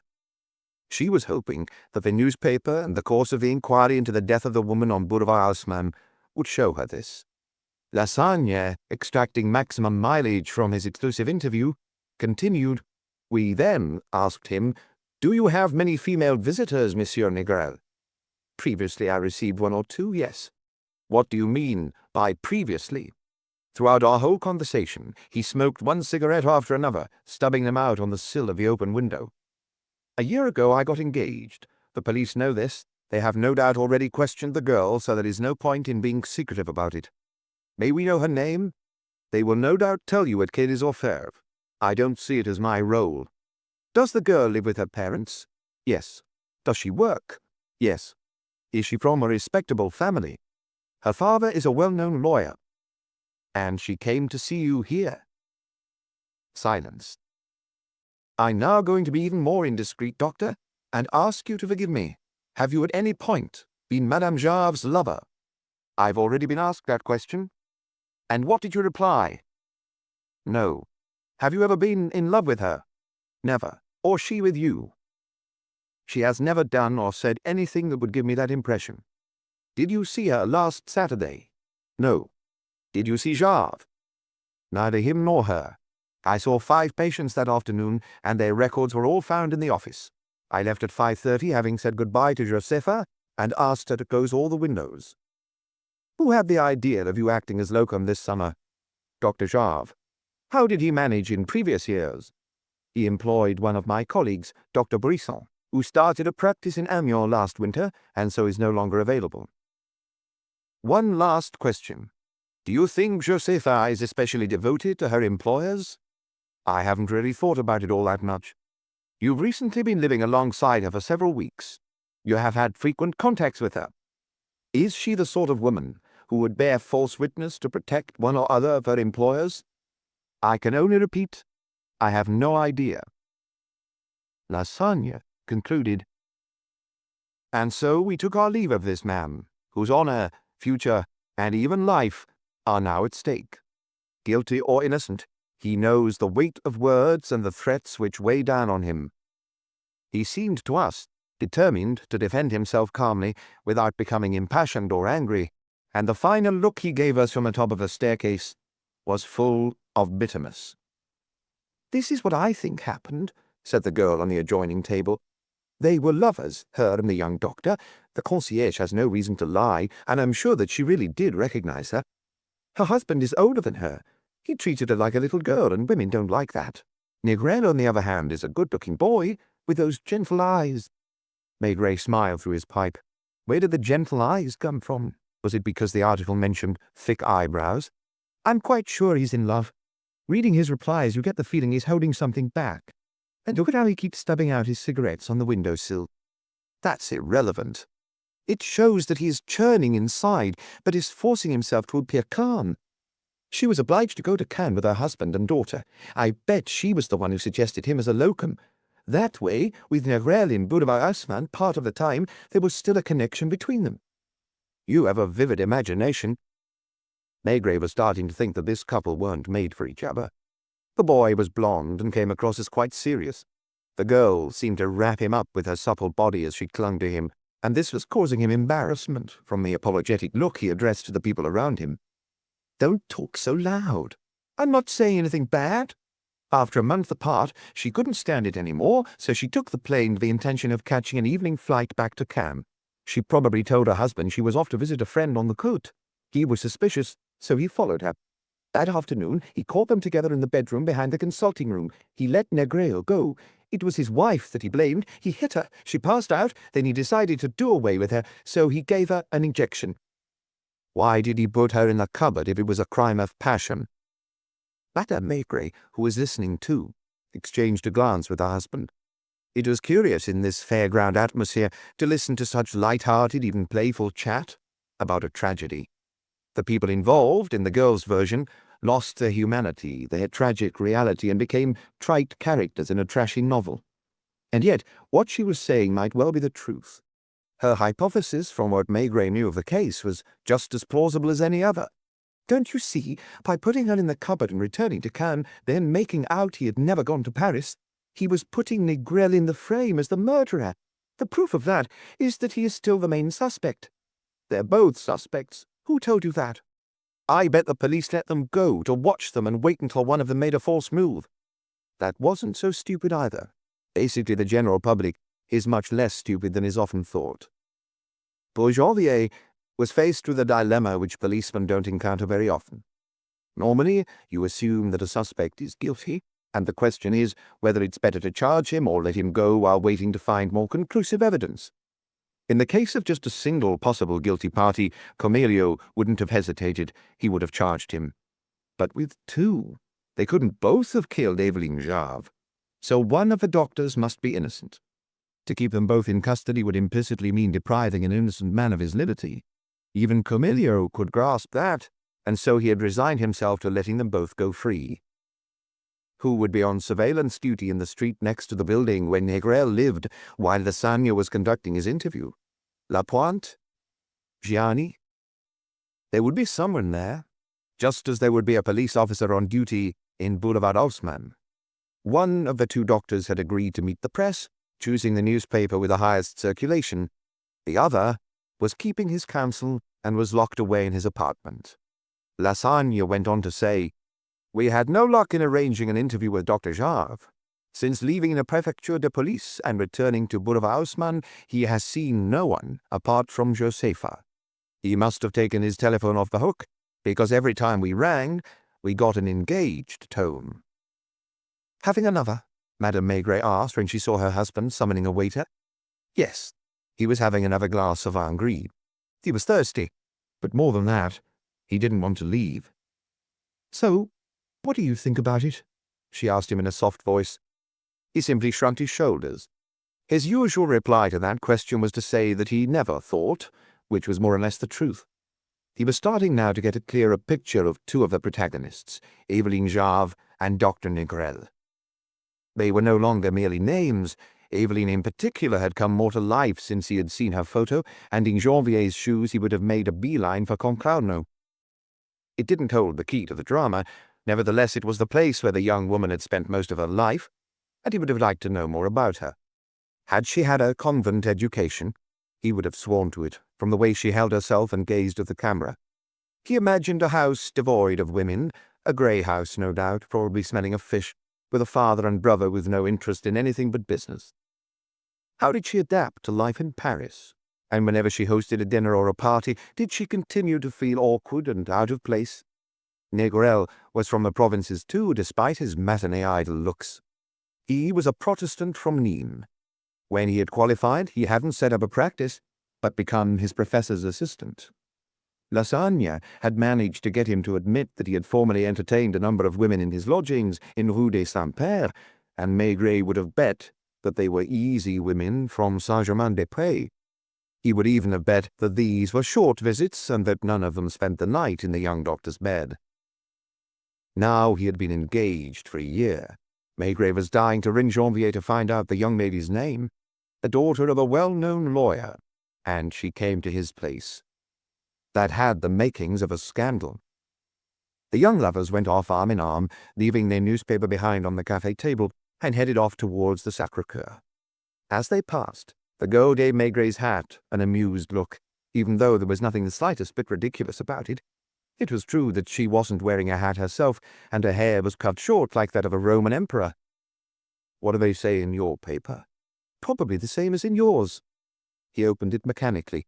It too had a photograph on the front page, not Eveline Jarve this time, but her brother, Yves Le Guerec, leaning on the bar of the Hôtel Scribe. He didn't much resemble his sister. He was a broad, thick-set young man with a bony face and crew-cut hair, which was probably red. Unable to reach Négrel or Jarve, it was he whom little Lasagne's rival had gone to interview.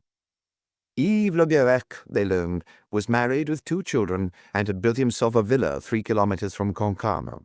He had taken over the management of the canning plant after his father had died. My sister has never come back since she got married. I don't know why. Probably because her husband wanted to take her away from her family. You haven't seen her since? Occasionally, when I was up in Paris, I drop in to visit her.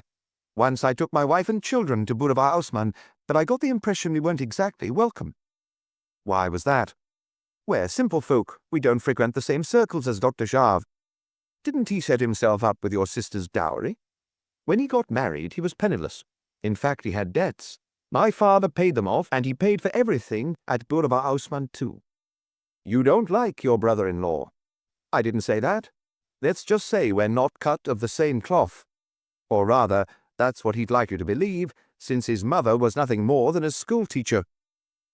You could sense old grudges rising to the surface here. They lived in 2 separate worlds. The Le Guerecs, in spite of their wealth, continued to lead a plain, simple existence, while Jarve, who had come into contact with metropolitan life, had changed. But it was the sardine Cammers who footed the bill. My sister inherited half of the shares in the factory, and she receives a tidy sum each year, believe me. Was she married under the convention of common assets? Unfortunately, yes. And you? Me too. But it's not the same. My wife is the daughter of a ship owner, and ship owners are of the same sort as us. Do you think she was murdered? Do you think Eveline could have injected herself, then stuffed herself folded in 2 into a cupboard to die, having locked the door? Where is the key? Where are her clothes? Who do you think killed her? Le Guerec made as if to speak, but changed his mind. I don't want to be sued for slander. The facts speak for themselves, don't they? And those who make out that my sister had a lover are lying. She wasn't capable of that. She wasn't the type. She was afraid of men. When she was a girl and we went to a dance, she sat in the corner and would only agree to dance with me. Look at this photo. I can remember her searching everywhere for a swimming costume that revealed next to nothing. She took it to an extreme. Did she write to you often? On my birthday and on those of my wife and children, as well as the New Year? Did she know she was ill? She always knew she wouldn't make old bones, but she was resigned to it. Was she religious? At home she was very religious and went to Mass every morning. Later I discovered that her husband had rubbed off on her and she was no longer practicing. Do you think she was unhappy? I'm sure she was. What do you base that on? You just get a feeling. The way she always said with a vague smile, "Don't forget to come and see me whenever you're in Paris, and tell the children their aunt is thinking of them." And yet, she was naked when they found her body in the cupboard. Had her murderer undressed her after the event? Again, it was an unlikely theory, especially as it is really quite difficult to undress a dead body.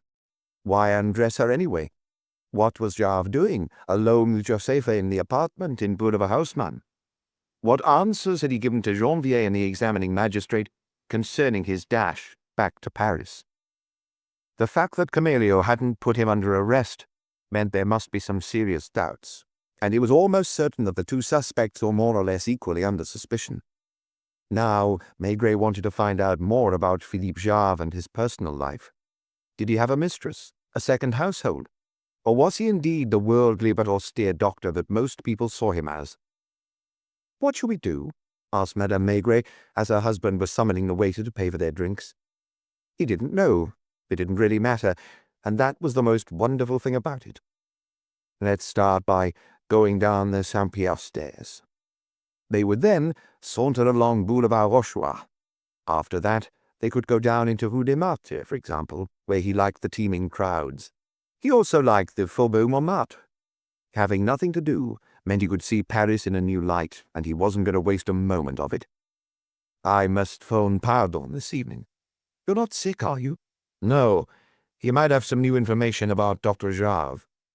Are you worried about that? He wasn't bothered at all. He thought about it a lot, of course, but it was just an ornamentation, decorating his walks around Paris. Tomorrow morning I might have a wander around Rue des Saint-Père.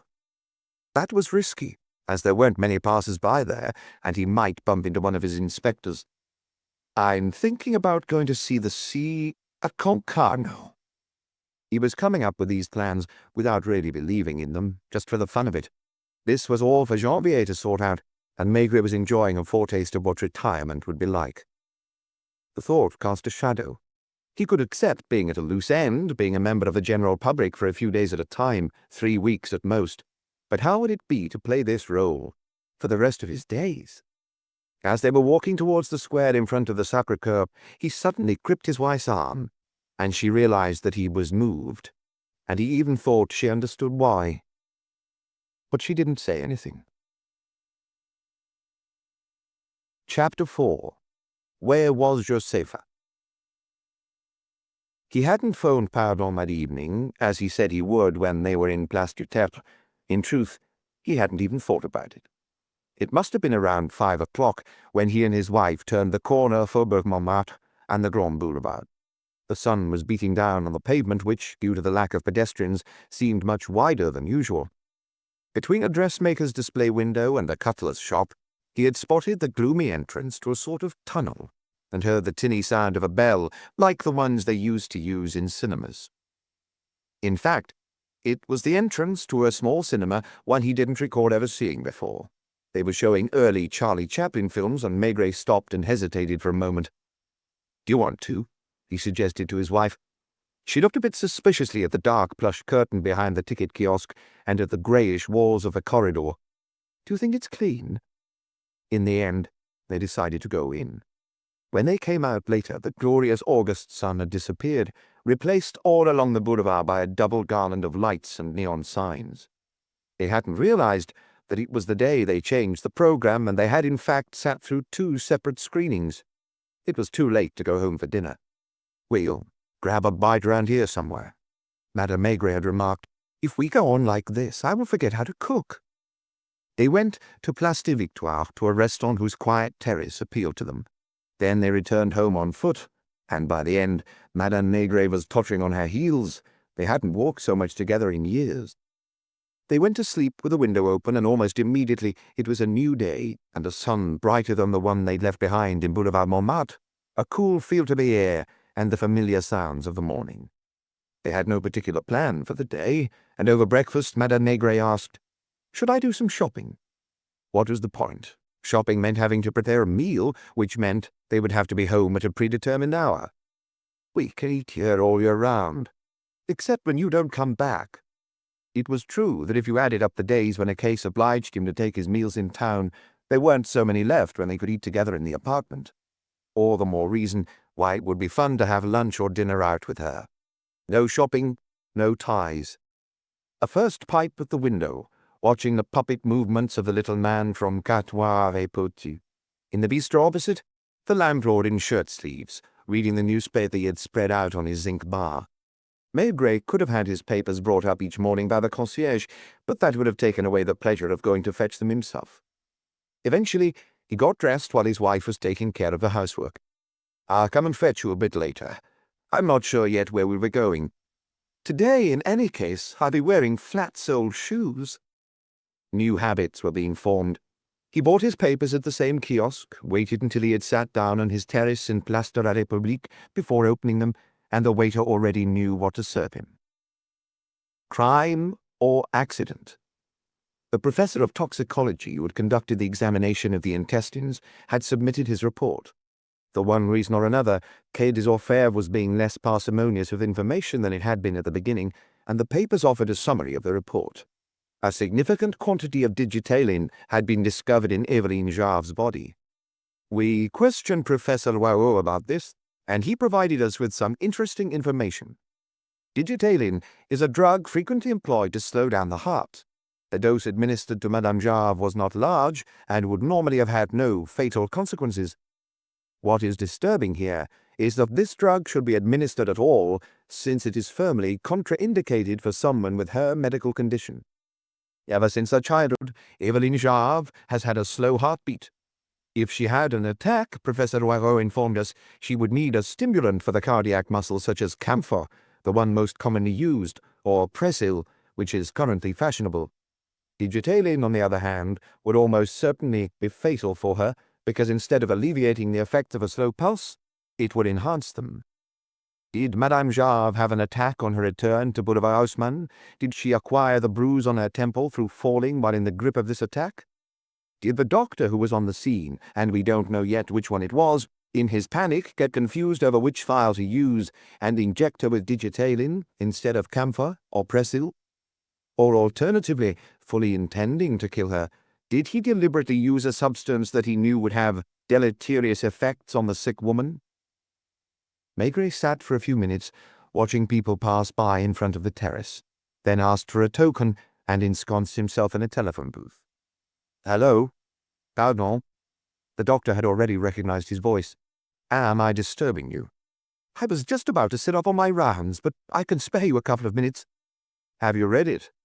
"I'm sure hundreds of doctors all over Paris have been avidly reading the news." "What are your thoughts?" "The article is not scientifically rigorous, but it is broadly accurate." "Could it have been an accident?" "At a push, yes. I've just been looking into it. Certain injectable substances are contained in characteristic files which make it virtually impossible to make a mistake." "Characteristic in what way?" "There are files that have just one end tapering, others with both, and some have the names of the contents on them. Some are even colored." "And in the present case?"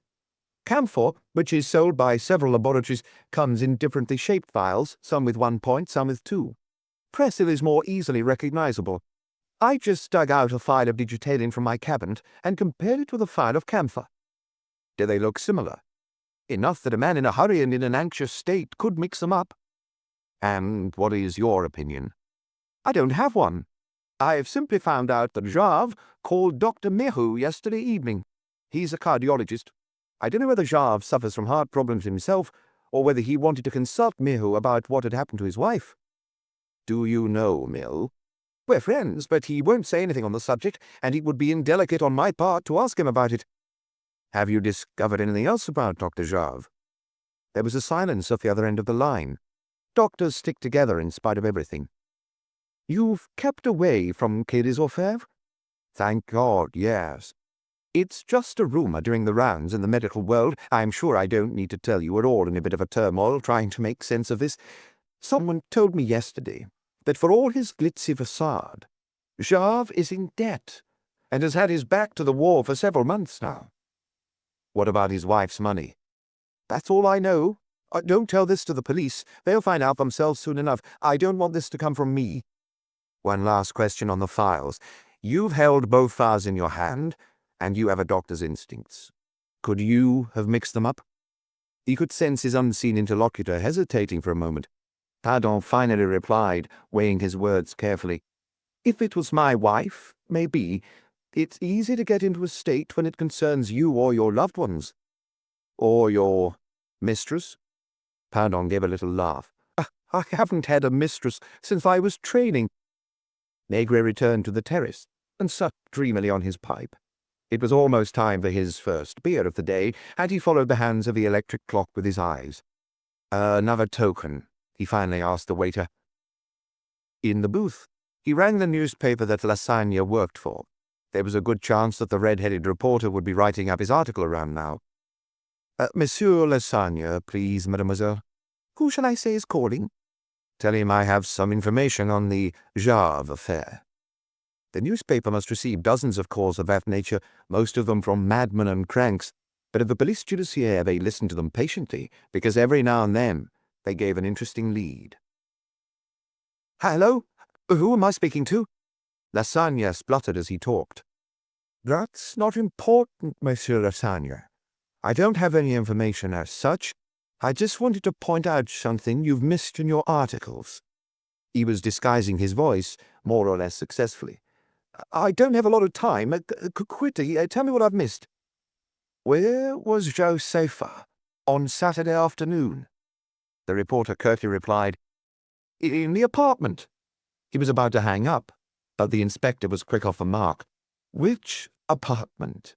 "That's what I'm trying to say. Listen for a moment. Apart from the nurse, the Jarves had just 2 servants. That's not many for an apartment the size of theirs, by which I mean their living quarters. On the other hand, in the apartment opposite, once the cleaning was done, there was nobody except maybe someone to open the door to patients. Lasagna didn't hang up. Maigret could hear him breathing. I think I understand. Where would Josepha have been during surgery hours? In the doctor's apartment? In the waiting room? In the bedroom? In the bathroom? Would she have stayed there doing nothing while there was work to be done in the apartment opposite? I'm sure that the bell on the doctor's door must be wired up to the other apartment. Well, won't you tell me who you are? My name is of no importance. Thank you. I will look into it.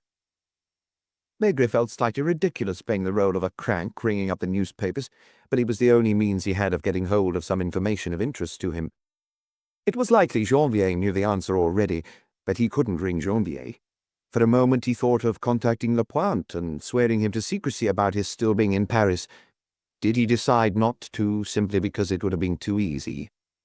It was an important question.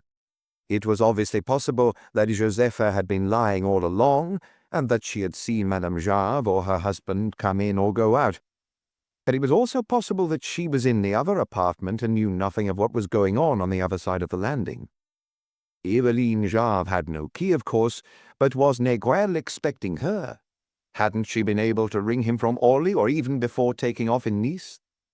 That left the concierge. Had the concierge lied? The living room of her lodge was separated from the kitchen and the bedroom by a thick curtain, as is the case in many apartment blocks. Had she perhaps been busy behind the curtain when Eveline Jarve had arrived? He ordered his beer and drank it slowly. He continued to mull over the case, but dispassionately, with a sort of detachment.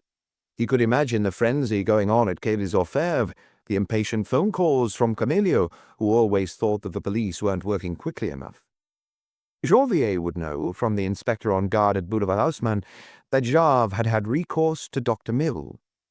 He would also know, from the officers of the flying squad, who had questioned the nurse in Cam, under what circumstances Eveline Jarve and then her husband had left the Villa Marie-Thérèse. There had been no mention of the nurse coming to Paris or the child, and it was understandable that they would want to keep both of them well out of it. He fancied a walk, and headed down to the riverside, staying as far away from the prefecture as possible.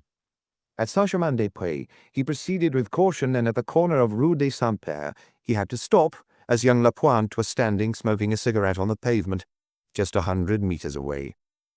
That made him smile, but also gave him a small pang. From a distance, he had a look at the building that corresponded to the description in the newspaper. Taxi! He went back home. This wasn't any of his business. He was on holiday, and Pardon had insisted that it should be a real holiday. Have you decided what we'll do today? Not yet. Have you thought of anything? She hadn't, and they looked at each other seriously at first, but then they started smiling and finally burst out laughing at the same time. After 5 days of holiday, having promised themselves so many hitherto unknown pleasures, they had already reached the point where they didn't know what to do with themselves. Where can we go for lunch? You didn't want me to do any shopping. I could always buy some cold meats. He hesitated, then nodded his head. The apartment had never seemed so quiet. With its rustic furniture, it brought to mind a house in a small provincial town. Outside, the shutters half closed against the sun, there was a soft semi-shade. Off you go, then. He called out to her when she was already outside on the landing. Bring me a lobster tail. His favourite dish back when they had no money and lingered outside the windows of delicatessens. He poured himself an aperitif, sat down in an armchair, unknotted his tie and smoked a pipe, musing. The heat was weighing down on him, his eyelids were twitching. He thought he could hear the voice of a young woman in Place du Tertre who was so determined to turn the Boulevard Haussmann affair into a love story. He wasn't so sure anymore. Jarve was in debt. How had he got there? Was he a gambler? Did he speculate on the stock market? Because his household was not living beyond its means, given the clientele his practice had and his wife's income. Was he keeping a second household? Gilbert Négrel had a fiancée who was also no doubt his mistress, since she came to see him in his bachelor's apartment. What role did Eveline play between these two men? Why did Maigret get the feeling that she had been frustrated by both of them? It was nothing but an intuition. He pictured her photo again, the skinny thighs, the hesitant look, which seemed to solicit indulgence or sympathy.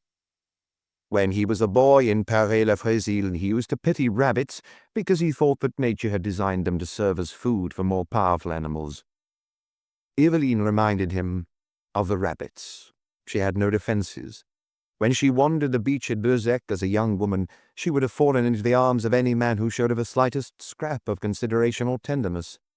Jave had married her. She had had a child by him. Had Négrel, as the young lover from the day before had made out, come into her life? He finished his drink, put his pipe back between his teeth, and when Madame Maigret got back a little later, that pipe was dangling down his chin. He had fallen asleep. They had a real snack lunch, just like when they were young, and they still lived in furnished lodgings where they weren't allowed to cook. Madame Maigret, however, was keeping a careful eye on him. "I wonder if you'd be better off phoning Janvier." "Why?" "Not to get involved in the case, but so that he can keep you up to date. At times I get the feeling you're fretting. You're not used to not knowing, to having to wait until the papers come out." He was tempted. It was an easy option, but Janvier would surely ask his advice, and as sure as night follows day, he would end up back in his office at Quai des Orfèvres, directing the whole police operation. No, he decided. Why not? I can't do that to Janvier. That was also true. This was Janvier's chance to solve a sensational case all on his own. He was probably terrified, but at the same time, these were the best days of his career. "Are you having a nap?" He said no again, as the afternoon papers were about to appear, and he was in a hurry to know whether Lassagne had found the answer to his question. "Let's go for a walk," he announced. He waited patiently while she washed the dishes, and was even on the point of helping her. "Are we going far?" "I don't know yet." "Don't you think there's going to be a storm?" "If it starts raining, we'll duck into a cafe." They ambled gently as far as Canal Saint-Martin, where he had often been on an investigation, but where he had never come with his wife. A few large white clouds had scurried across the sky, and to the east there was one that was heavier than all the others, greyer in the centre, reminiscent of a boil about to burst. The air was hot and still. He almost missed the newspaper seller reaching out a hand, and as on the previous day, he bought 2 rival evening papers. "Shall we sit somewhere and take a look?" Madame Maigret cast a worried look at the riverside bars, which all seemed rather insalubrious to her. "Don't be afraid. These are good people." "All of them?" He shrugged his shoulders. It was true that scarcely a week went by when they didn't fish a body out of the canal. "Apart from that, do you think the glasses are clean?" "I'm sure they aren't." "But you'd drink out of them anyway." There were only 3 tables on the terrace he chose, with a view of a barge unloading bricks. Inside, a young man in a black sweater and espadrilles was leaning on the bar and speaking to the landlord in a quiet voice. Maigret ordered a brandy for himself and a coffee for his wife, knowing she wouldn't drink it. Disturbing toxicology report.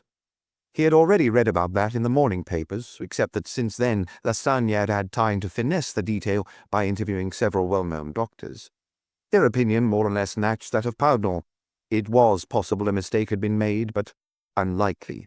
Lassagne had discovered a precedent in the newspaper's archives.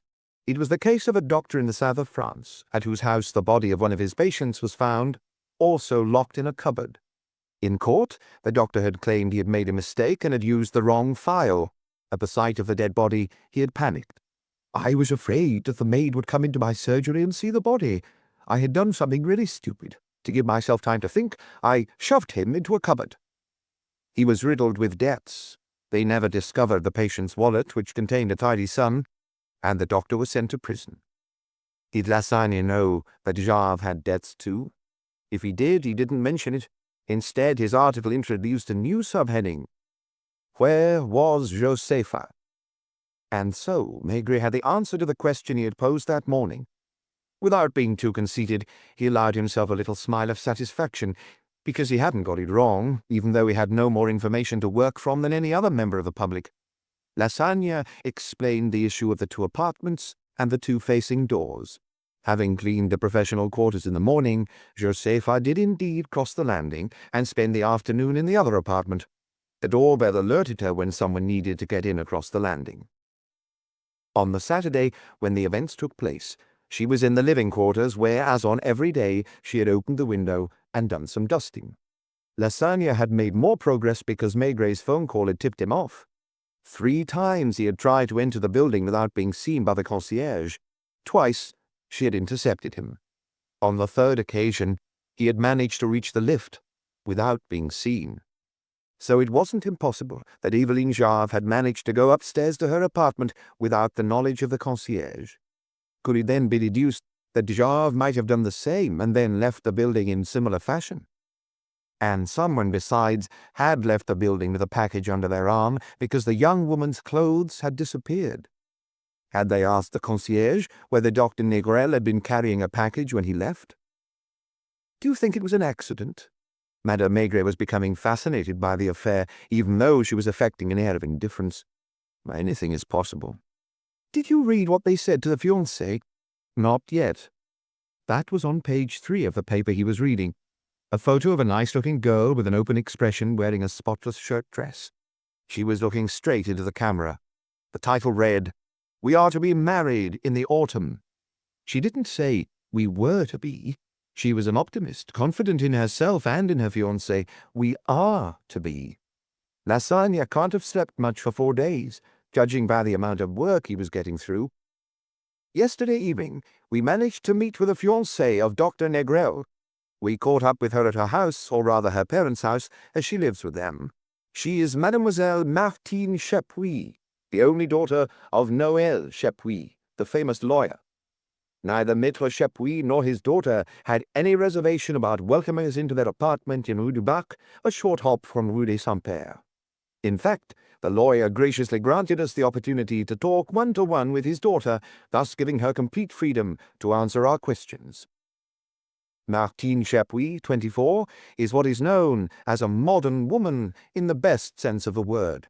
After completing her law degree, she studied philosophy for a year at the Sorbonne and then switched to medicine, in which she is now in her 3rd year. Intelligent with a lively curiosity, she is also an accomplished athlete. She skis each winter and is a qualified physical education instructor. Far from being downcast at recent events, the young lady before us was brimming with confidence, almost smiling. It's true that Gilbert and I have been engaged for 6 months. We have known each other for a year. It was a few months before I introduced him to my parents, but they trust him as much as I do myself. Where did you meet? At Professor Lebier's house. I am on his course, and Gilbert works as his assistant. Do you intend to continue with medicine and work with your husband? That's our plan. I hope to assist him at least until we have children. Afterwards we'll see how it goes. Did you know Madame Jarve? I never met her. Has your fiancé talked about her? Only in passing. Did he talk about her as if she was a friend? You can be more direct if you wish. I know where you're going with this. What you want to know is, was Madame Jarve Gilbert's lover? I wouldn't dream of posing the question in such a bored way. Why not? It's the question on everyone's lips. It's quite understandable. It is obvious that Gilbert had mistresses before he knew me, and I'm not sure he didn't have any afterwards. I don't get jealous about that sort of thing. As for Madame Jarve, however, I'd be surprised if there was ever anything between them. Why is that? Because of Gilbert's character. The thing that interests him most is his work. More than you? Probably. He could have set up in practice years ago, but he prefers the research he does with Professor Lebier. He's not interested in money. He has few needs. You've seen his apartment. I know you went there. I don't hide the fact. I didn't even hide it from my father. We love each other. We are getting married in the autumn. I don't see why, if I want to see him, I shouldn't go round to his place. We aren't still living in the era of chaperones. Gilbert has had mistresses, as I've already said, but he's always avoided liaisons that entail complications or are a waste of time. He might have loved Eveline Jarve. You can't control love. In that case, I would have noticed. Have you made any attempt to see him since he was questioned by the police? I phoned him several times. As it happens, we spend large parts of the day on the telephone. If I haven't gone round to Rue des Saints-Pères, it is because he is trying to keep me out of this as much as possible, and there are photographers camped outside his home round the clock. How did your father react? A brief hesitation.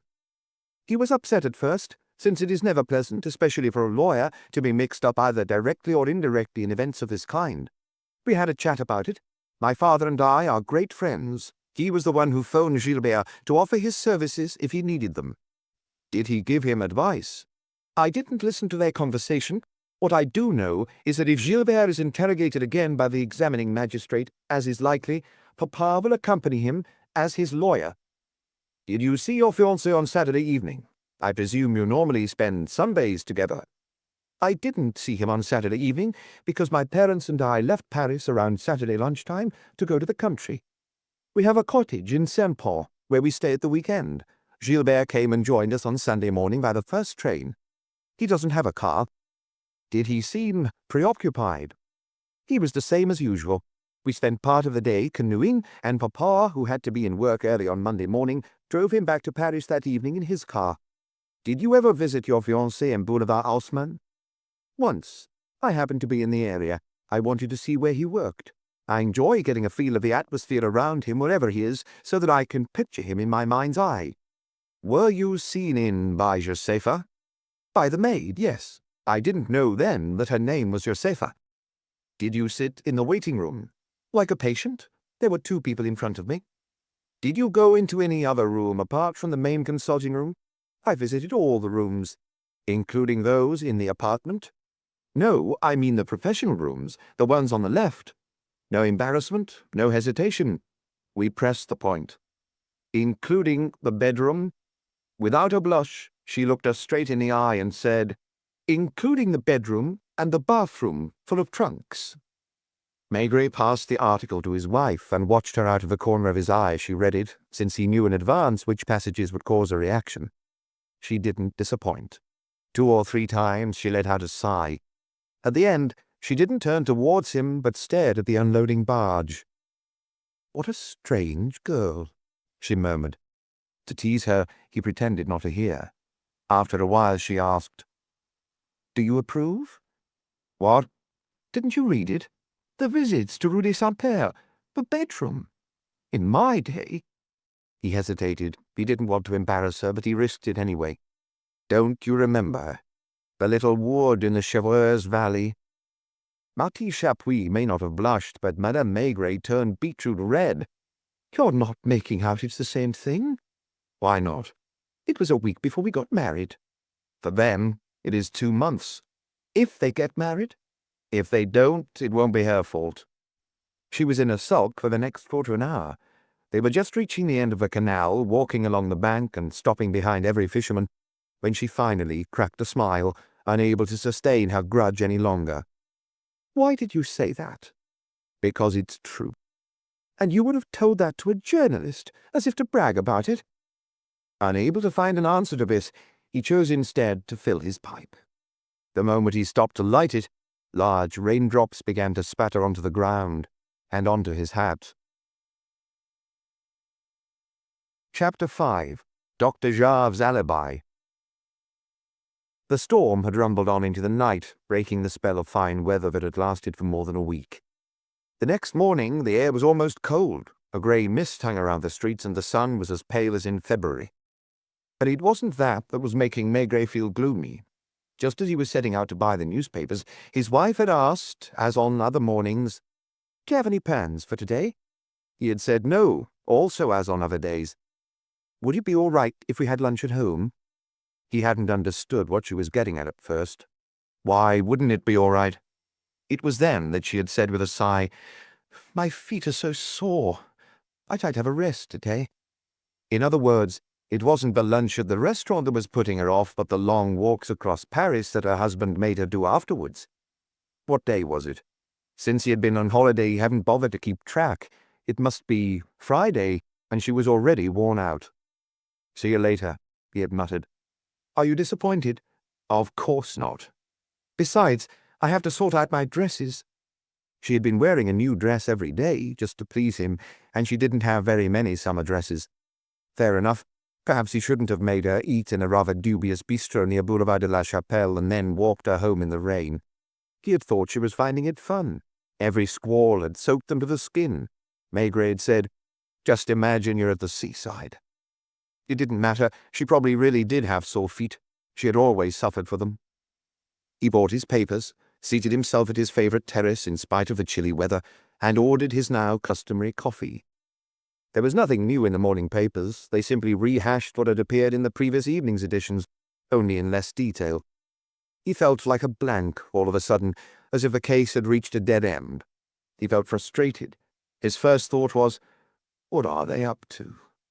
He was thinking about Janvier and the others at Quai des Orfèvres, who were tasked with solving the case, and it was several minutes before his sense of humour reasserted itself, and he started to laugh at himself. He had just reacted like the average reader. He hadn't been fed his daily pittance, and he was vexed. Along with the general public, he had been feeling for a while that the police weren't doing their job properly, and he had got a better understanding of those reporters who laid siege to his door in the course of a sensational case. "Just give us something, Inspector. Anything."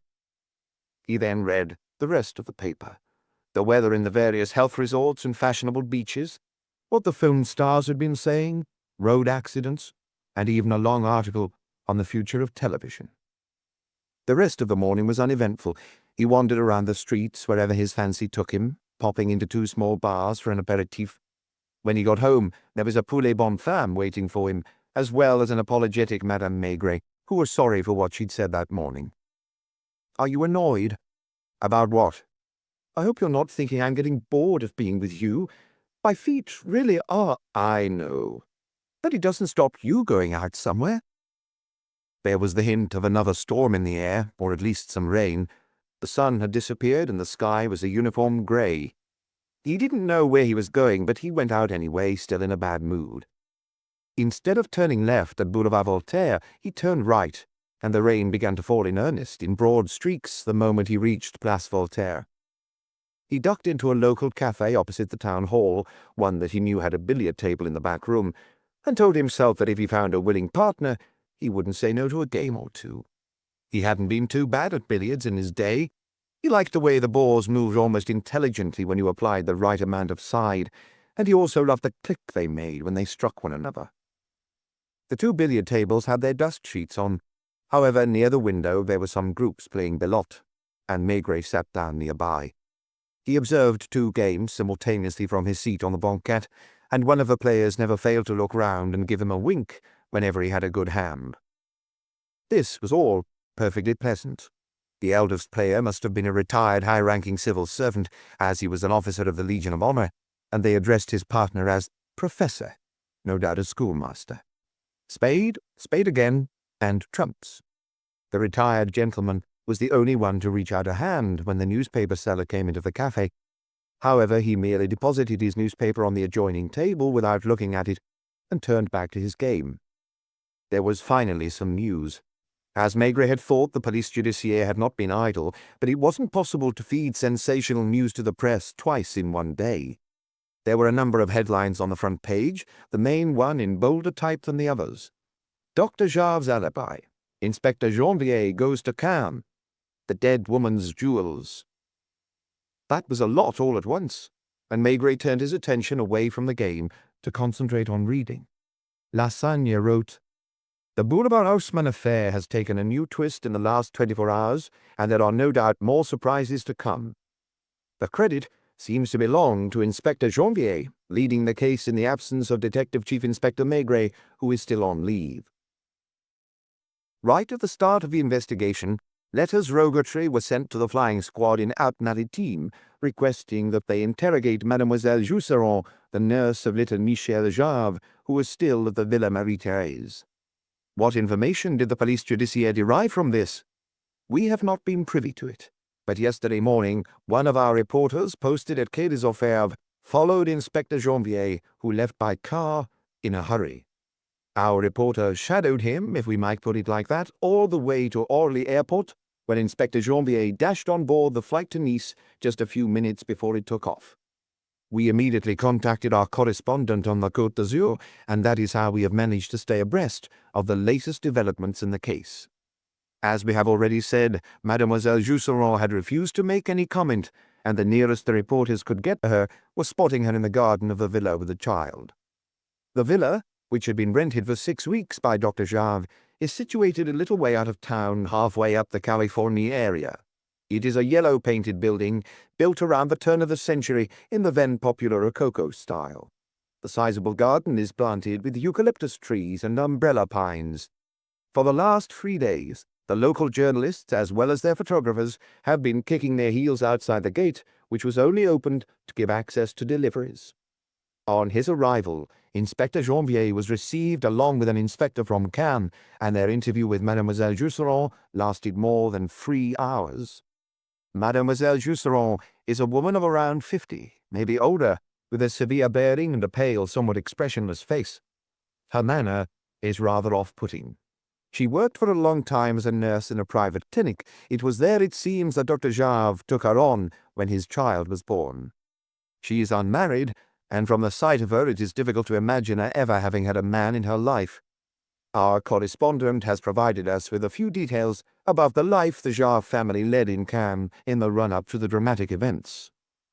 They had a large grey Pontiac with them in which they had driven down from Paris. It seems that Eveline Jarve has never been at the wheel of it. The doctor used it every morning to drive his wife, the nurse, and the child to the beach. He never stayed there himself, but rather went straight off to a nearby tennis court where he practiced for 2 hours with an instructor. On the beach, Eveline Jarve didn't meet with anyone. She bathed with the child, then lay on the sand, always under a parasol, never exposing herself to the sun, while the nurse took care of her daughter. The doctor came back to pick them up around midday, and they all returned to the Villa Marie-Thérèse. Our correspondent was able to chat to the cook they had hired locally for the duration of the holiday, and he asked her, were they a harmonious household? I've no idea. Did they ever have rows? I never heard any. Did you ever walk in on them kissing? Oh, monsieur. The doctor spent his afternoons either reading medical works at the bottom of a garden or going for walks on the Croisette, where you always had an aperitif in the bar at the Majestic. On leaving the Villa Marie-Thérèse, Inspector Janvier looked concerned. He refused to make an announcement and headed back to the airport. But this morning in Paris, probably after consulting examining magistrate Camilio, he decided to meet with journalists and gave them a few hints about what he had found out on his trip. It was a bit like one of those famous White House press conferences, only on a smaller scale, of course, with everyone asking questions. The inspector didn't answer all of them. First of all, in a few words, here is how Jarve and his wife spent the few hours before the latter's death. This is according to the account of Mademoiselle Jusserand. On Friday, around 9 in the evening, while her husband was out taking a walk in the neighborhood, Eveline Jarve called Paris and had quite a long conversation. Inspector Janvier did not conceal the fact that they had traced the number that was requested, and it turned out to be that of Dr. Necrel's lodgings in Rue des Saints-Pères. A little later, Madame Jarve told her nurse, I'll be away all day tomorrow. I'll be seeing a friend in Saint-Tropez. And she gave her a few instructions to do with the house. She probably told her husband the same thing. She had to catch the rail car at Lefcan at 8:10 and ordered a taxi to take her to the station. At this point, we encounter a complete reversal of the situation. It had been stated earlier that Jarve set off on his wife's trail and that he missed the 9:15 flight from Nice and then took a flight to London in order to catch up with her as soon as possible. Mademoiselle Jusserand's statement demolishes this theory and reveals the doctor from Boulevard Haussmann in a new light. Jarve did indeed leave the Villa Marie-Thérèse shortly after his wife, as if he had been waiting for the coast to be clear. He drove to the airport in his car, where he missed the Paris flight by a mere 2 or 3 minutes. He didn't ask anyone at the airport about his wife. According to the nurse, he was at this point completely unaware that his wife was on the plane and really believed that she was seeing a friend in Saint-Tropez. So, in fact, it was he who was taking advantage of his wife's absence to go off on an escapade. And escapade is the right word, as the police were able subsequently to verify. Maigret had to turn the page of his paper, and as he did so he mechanically watched a hand of a card game. On the 3rd page there was another headline: The Secret Life of Dr. Jarve. We can't do better than reproduce some of the questions and replies from the press conference Inspector Janvier held in his office, or rather the office of Detective Chief Inspector Maigret, in which he has installed himself. Maigret gave an involuntary flinch. Was Mademoiselle Jusserand willing to talk? No, In fact, getting her to respond was like pulling teeth. Did she strike you as someone who was devoted to her employers? I got the feeling she hated all men. What was her relationship with Madame Jarve like? I don't think she liked her. In short, she didn't like anyone. Just the child whom she thought belonged to her in a way, and herself. She has a very high opinion of herself. Is she the sort of woman who listens at keyholes? At this point, Janvier had come out with a tendentious comment that would annoy millions of female readers. Don't all women listen at doors? Is her evidence trustworthy? Up until now, we've been able to verify everything she said, or almost. Was the doctor having an affair in Paris? Yes, more than an affair, in fact, you might even call it a grand passion. Did his wife know about it? Officially, no. But Mademoiselle Jusserand was in the know? Apparently. Anyone else? Josepha. Why? Because Jarve's lover was Antoinette, her daughter, who lives in Rue Washington, just a short distance from the apartment in Boulevard Haussmann. And Josepha was happy to go along with this? Yes. Inspector Janvier then filled in the whole sorry tale. About 2 years ago, Antoinette Chauvet, Josepha's daughter, who was working as a shop assistant on the Grand Boulevard, started showing symptoms of tuberculosis, and Dr. Jarve offered to take her in his care. It is worth mentioning in passing that the girl has a strong physical resemblance to Madame Jarve. Like her, she is rather thin, with a tired-looking face and fearful eyes. Jarve got into the habit of going to see her at Rue Washington. As she needed complete rest, he helped to support her, and even sent her off for 2 months in the country. When she returned, the visits continued, and 2 years later, they are still happening. Because of this situation, certain people have described her as a girl of loose morals. Indeed, after she was cured, she didn't go back to work, and whenever he had a spare moment between visits, Dr. Jarve dashed over to Rue Washington. Even when Josepha was there? Even when Josepha was there. As far as she is concerned, Jarve is some sort of demigod who is entitled to whatever he likes. So on Saturday, it was Antoinette Chauvet he was rushing to see. The concierge in Rue Washington has confirmed it, as she saw him arrive no more than 3/4 of an hour after the plane from London landed at Orly. How long did he stay? Wait a minute. Josepha wasn't there at the time, so we only have Antoinette's evidence to go on.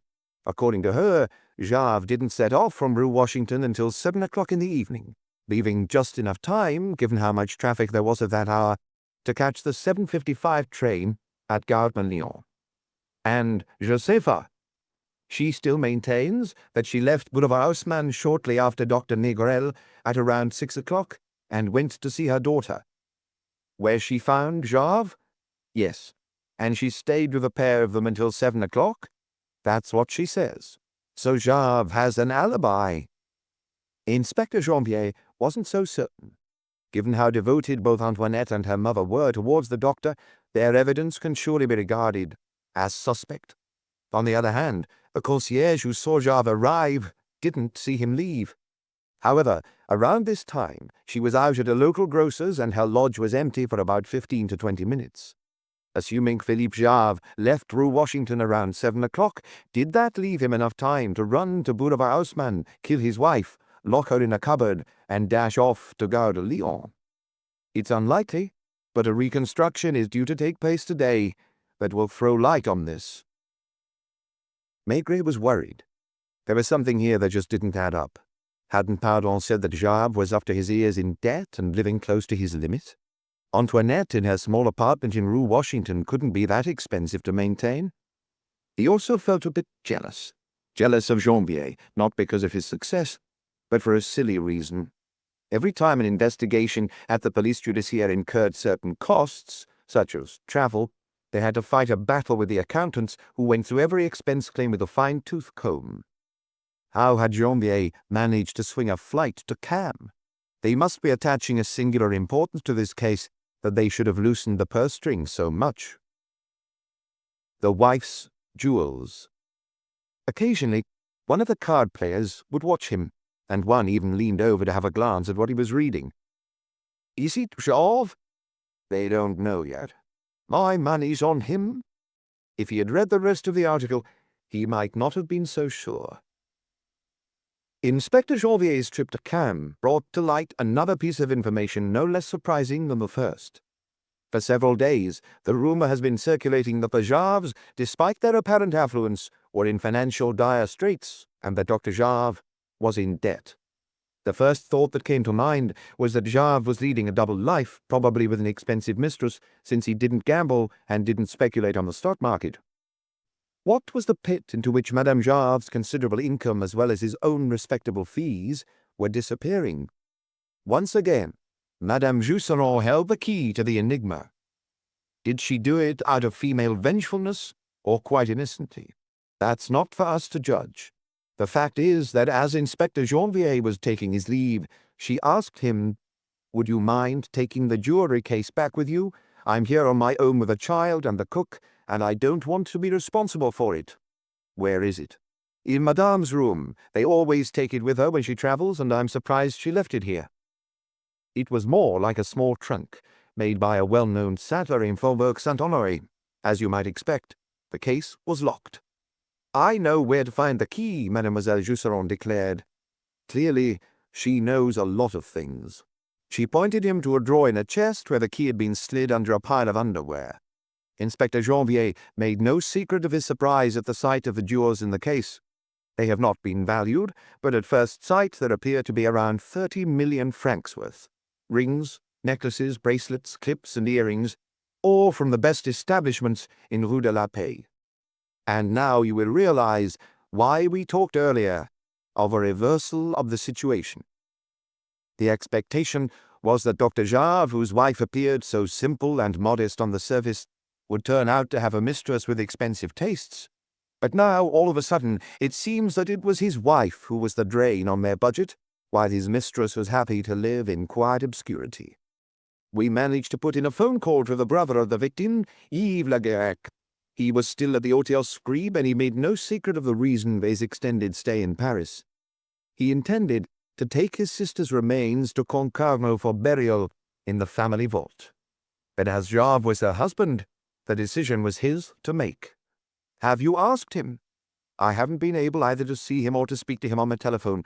I wrote to him, or rather I had my lawyer write to him, because I want no contact with that man, and we haven't yet received any reply." Will the husband and the brother be locking horns over the corpse? When we got in contact with Le Guerec, he was not up to date with the discovery of the jewels. We asked him, "Was your sister a stylish dresser?" "Not enough so, in my opinion. Despite her wealth, she has always refused to wear fashions by the top designers, and she even made some of her clothes herself." "Did she like jewels?" "She didn't really wear them. When my mother died, the family jewels were divided up between her and my wife. They weren't of any great value, mostly old-fashioned pieces. Eveline let my wife take her pick without being overly bothered."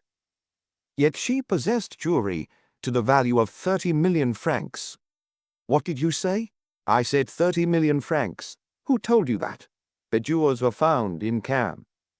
At the other end of the line, Le Guerec's tone of voice changed. "What are you getting at?" "Nothing. I just wondered whether you knew this, whether your sister had a passion for diamonds, rubies, and emeralds when she was younger." "Nothing wrong with that, is there?" "Of course not. And I would like to point out that with her share of the proceeds from the factory, she could afford it without having to ask her husband for anything. It was her money, wasn't it?" "Sort of. Yes." "In that case, I don't see why anyone should be trying to find out what she did with it. If she chose to spend it on jewelry, that's her business." "Naturally." And at this, Yves Le Guerec abruptly put the phone down. Around midday, we went over to Rue Washington, where the pavement was crammed with photographers. The building where Antoinette Chauvet has her apartment on the 4th floor is quite old, but in decent condition.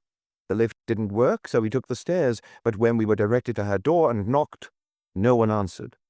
A neighbor's door opened, and an elderly woman with gray hair dressed in black told us, "If you're looking for Mademoiselle Chauvet, she's not at home." "Has she been out long?" 2 days. "You haven't seen her for 2 days?" "No. Only her mother has been here twice, but she has a key."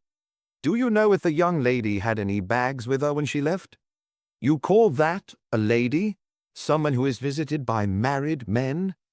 "Why do you say men? Was there more than one?"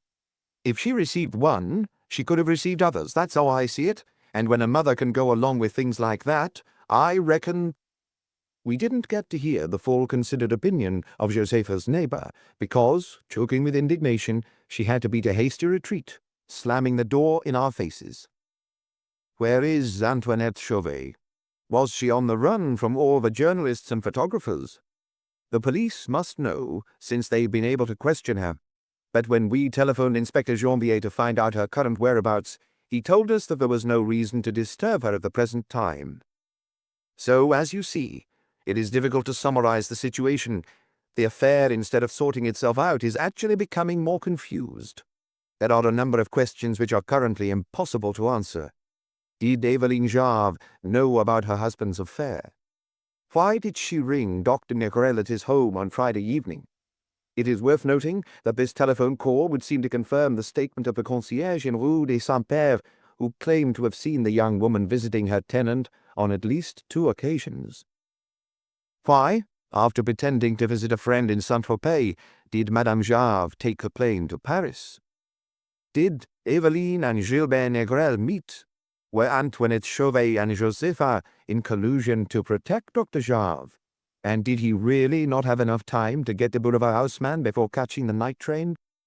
Finally, why had Eveline Jarve, who had no interest in clothes and who didn't wear jewelry, amassed a whole collection with an almost pathological frenzy?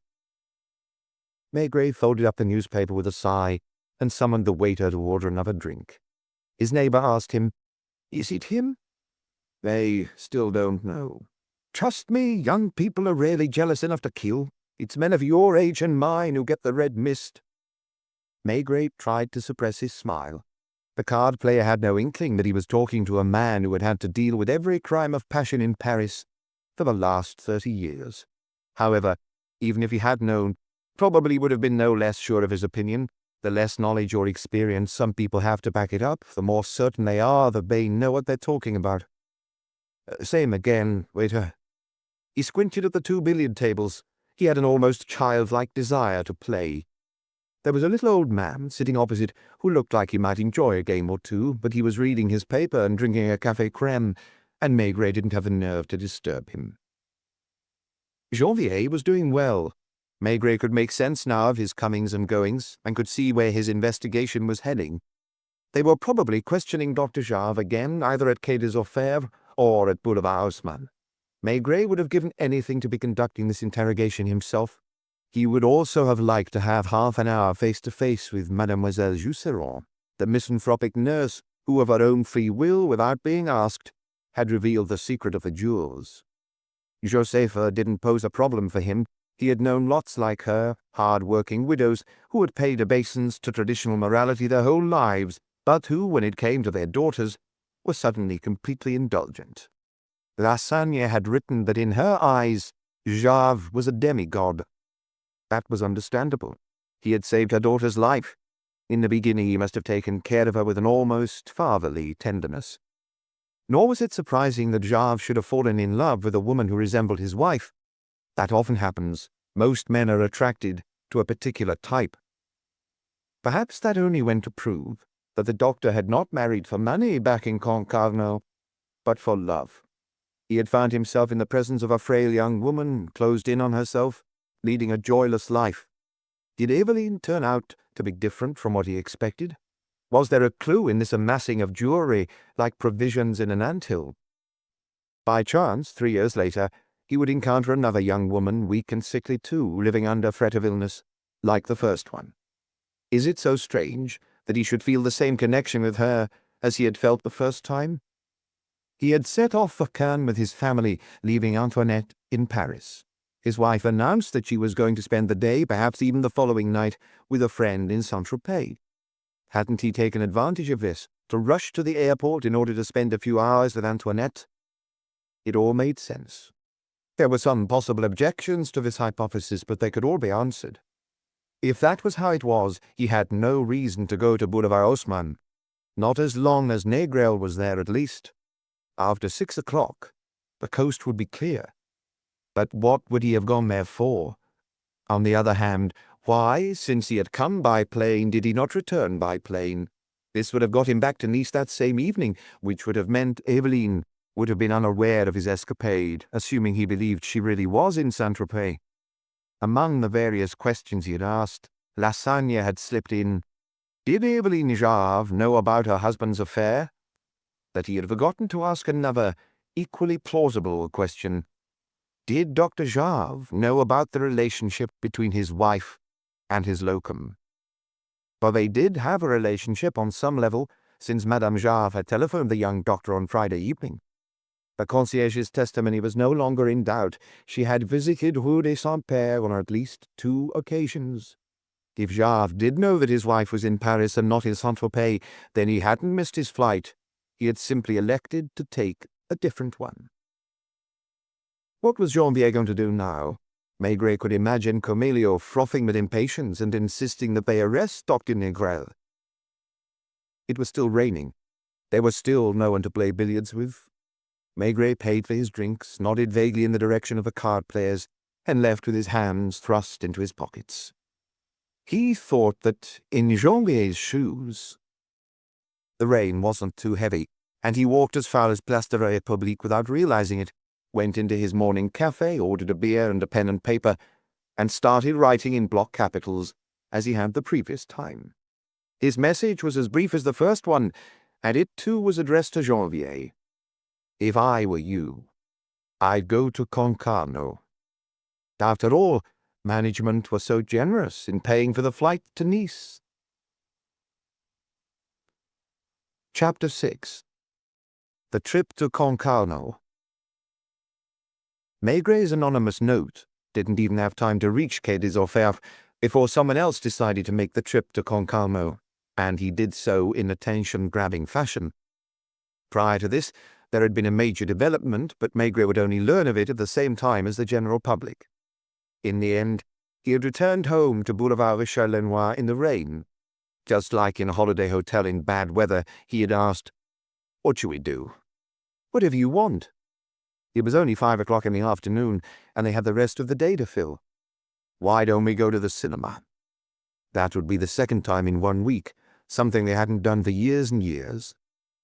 This time, however, as a special treat, they eschewed their local cinema and headed uptown on the metro to one of the large cinemas on the Champs-Élysées.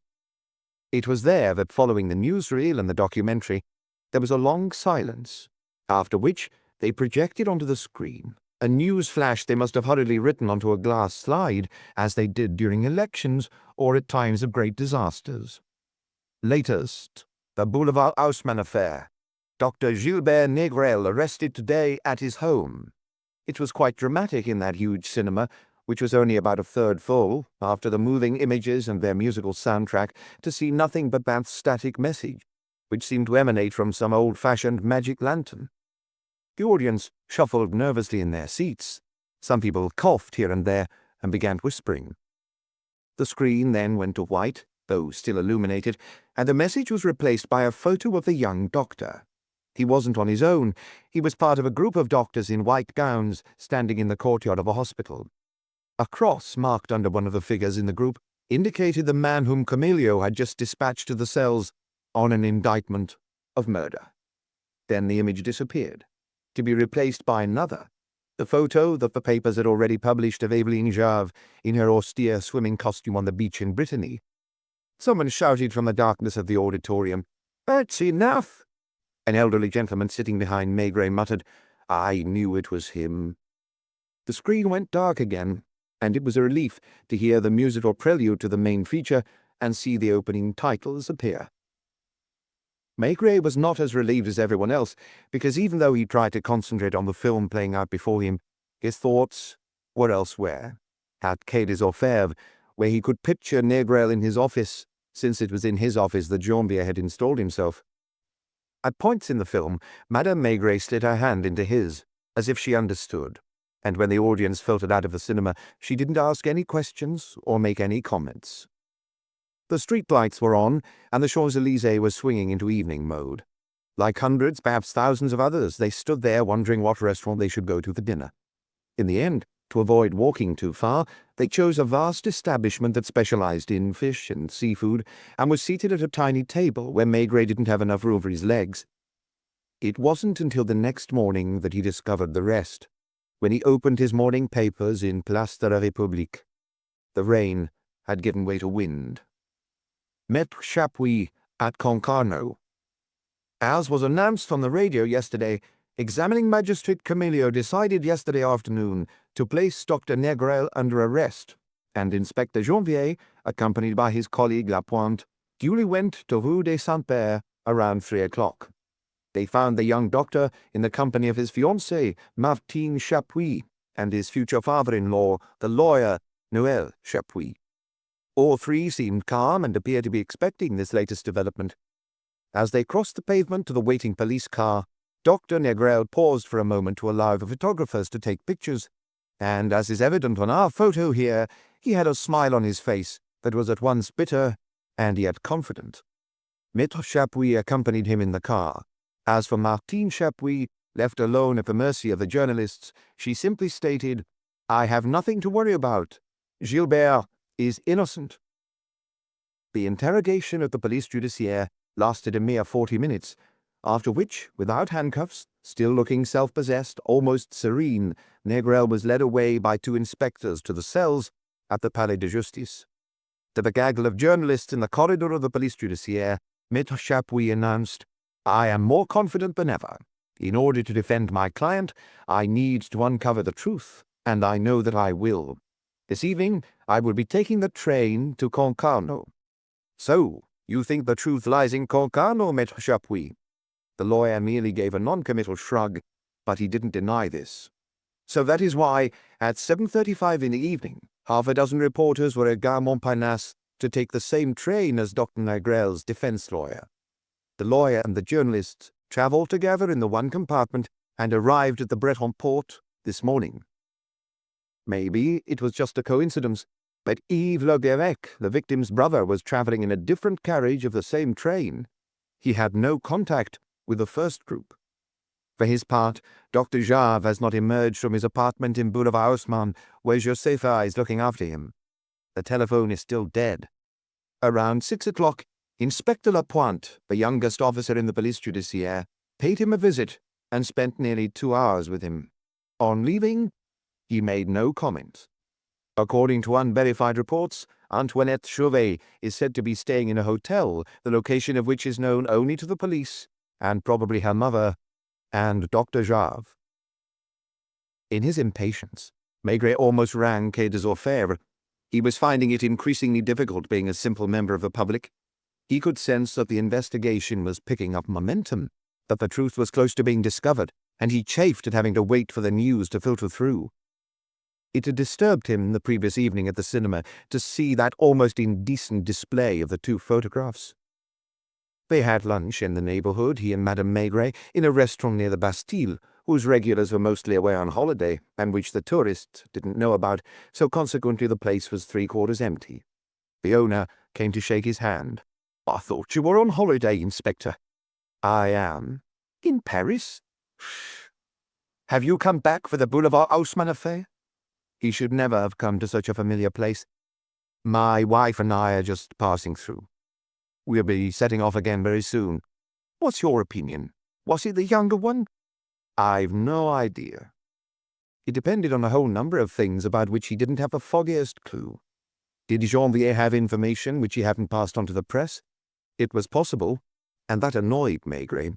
He couldn't resist trying to solve the problem, but he didn't have all the cards in his hand. When a little later they sat down at a terrace on Place de la Bastille, not having gone to the effort to venture further afield, Madame Maigret remarked, "I wonder how they manage in London and New York." "What do you mean?" "Apparently, they don't have terraces." It was true that they'd spent a large portion of their week sitting on café terraces. Maigret was keeping an eye out for the papers. 2 prostitutes, still quite young, were walking the street outside a furnished lodging-house. "You see, there are still some about."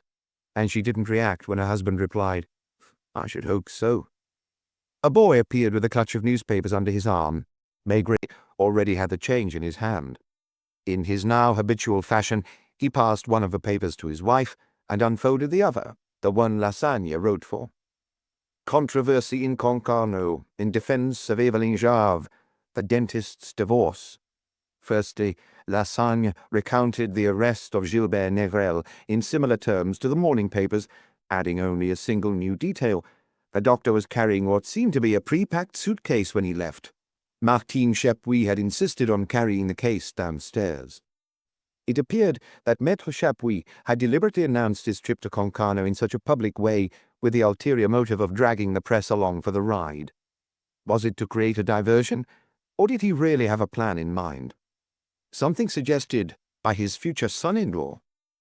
In any case, the small army had invaded the Hôtel de l'Amiral on Quai Carmaux, which Maigret was familiar with from a case he had worked on some time back, one that had created a bit of a stir. In his usual style, Lassagne started by painting a picture of the town, the port, and the ramparts of the old town. The sun has been shining for the last 2 days, apparently, but we were greeted by a northwesterly gale. The sky is low and dark. The clouds are almost tipping the rooftops, and the sea is rough even inside the port, where the tuna trawlers are being shunted against one another. And when it comes to the Boulevard Haussmann case, too, the climate here is very different compared with Paris. You can sense the smouldering passions that the people here have already taken sides, for or against. And we don't mean for or against Dr. Jarve or Dr. Négrel. No, people are coming out for or against Eveline Jarve, and indeed the entire Le Guérec family.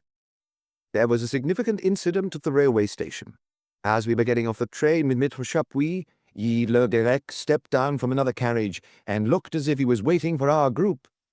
He was waiting for us, in fact, and this wasn't at all the same man we had met at the Hôtel Scribe in Paris. His tone was harder, more clipped. He addressed us in the middle of the flow of passengers. "Gentlemen, I have no idea what you've come here to find, but I give due warning that I will sue for defamation any one of you who makes slanderous remarks about my sister or my family." Hand on heart, we can say that no one has given us such a warning before in the course of our career, and it will not prevent us from carrying out our professional duty. Having wandered around the town for a couple of hours, we have come to understand Yves Le Guérec's aggressive attitude. The Le Guérecs are part of an upper-middle-class clan of factory owners and ship owners who form a small clique which has little contact with the rest of the town's inhabitants. We have seen the Le Guérecs family home on Boulevard Bougainville, facing the sea, and we think it explains quite a lot. It is an enormous building in neo-Gothic style, with a tower and windows reminiscent of a convent or a church. The stone is quite dark. Probably not much sunlight penetrates its rooms with their exposed ceiling beams. This was where the future Madame Jarve spent her childhood and adolescence. In fact, the Le Guérecs lived in the house until their father's death, when Yves built himself a modern villa next to the beach at Les Sables Blancs.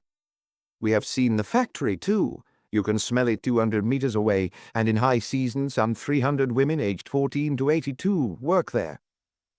Why is the contrast between the owners and the common people so much more marked in this small town than anywhere else? Is it the weather, the overcast sky, the wind and the rain, that gave us this impression? We spoke to fishermen on the quayside, we went into shops and bars, we listened, we asked questions. Of course, everyone is sorry for Eveline Jarve, and no one rejoices in her death, but nevertheless we heard people say it was bound to happen one day. It wasn't easy to get anyone to expand on this. The people here are suspicious of outsiders, especially journalists. Moreover, most of them depend on the Le Guérecs for their living, or at least on other factory and ship owners who are part of their set. However, one little old woman whom we met in a grocer's, with a black shawl wrapped tightly round her chest, did open up to us despite the glances directed at her by the shopkeeper to try to shut her up. That poor doctor could have had no idea what he was letting himself in for. He came here from Paris, he was on holiday. He believed everything he was told. If only he had looked into it a bit harder, he would have heard a thing or two about this young lady. First of all, he would have found out about Monsieur le Maire, a dentist who was such a nice young man. In spite of the threats from Yves Le Guérec, we feel duty-bound to tell this story, which was confirmed by a person who is in a position to know, whose name we cannot divulge. Eveline was 16 at the time, and rumour has it that this was not her first liaison. She received the attentions of a certain Dr. Alain Lemaire, a dentist whose surgery was opposite the post office, who had been married for 5 years and had 2 children. It wasn't to get her teeth seen to that she visited him every day during that winter, the old woman told us. She'd wait out on the square until he'd finished seeing his patients. I saw her with my own eyes, pressed against a wall, watching the lights on the first floor. Another time, I saw them together in Dr. Lemaire's car. She was leaning against him, and I don't know how he managed to drive the car. Madame Lemaire discovered them in a position that left no room for doubt.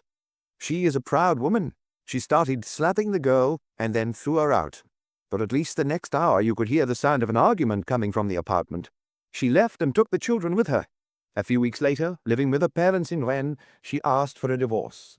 The whole of Concarneau knew about it. The Le Garecs were aware of this, and it got right up their nose. They put the girl in a convent for 6 months. I don't know where, but she managed to come home again in the end. It was the poor dentist who had to leave, because they were accusing him of corrupting girls. And he wasn't the only one. I can tell you about other married men, respectable, decent men, who she chased after. It was something stronger than her. They tried to marry her off, but no one from round here would have her. There was a young solicitor from Rennes who visited their house quite often for a while, but once he was put in the picture, he never came back. You can imagine what a godsend it was when a doctor from Paris became infatuated with her. Madame Maigret, sitting next to him, must more or less have been reading about the same events in different words, because she looked somewhat shocked. "Do you believe it?" He chose not to reply, as he knew his wife didn't always like to stare reality full in the face.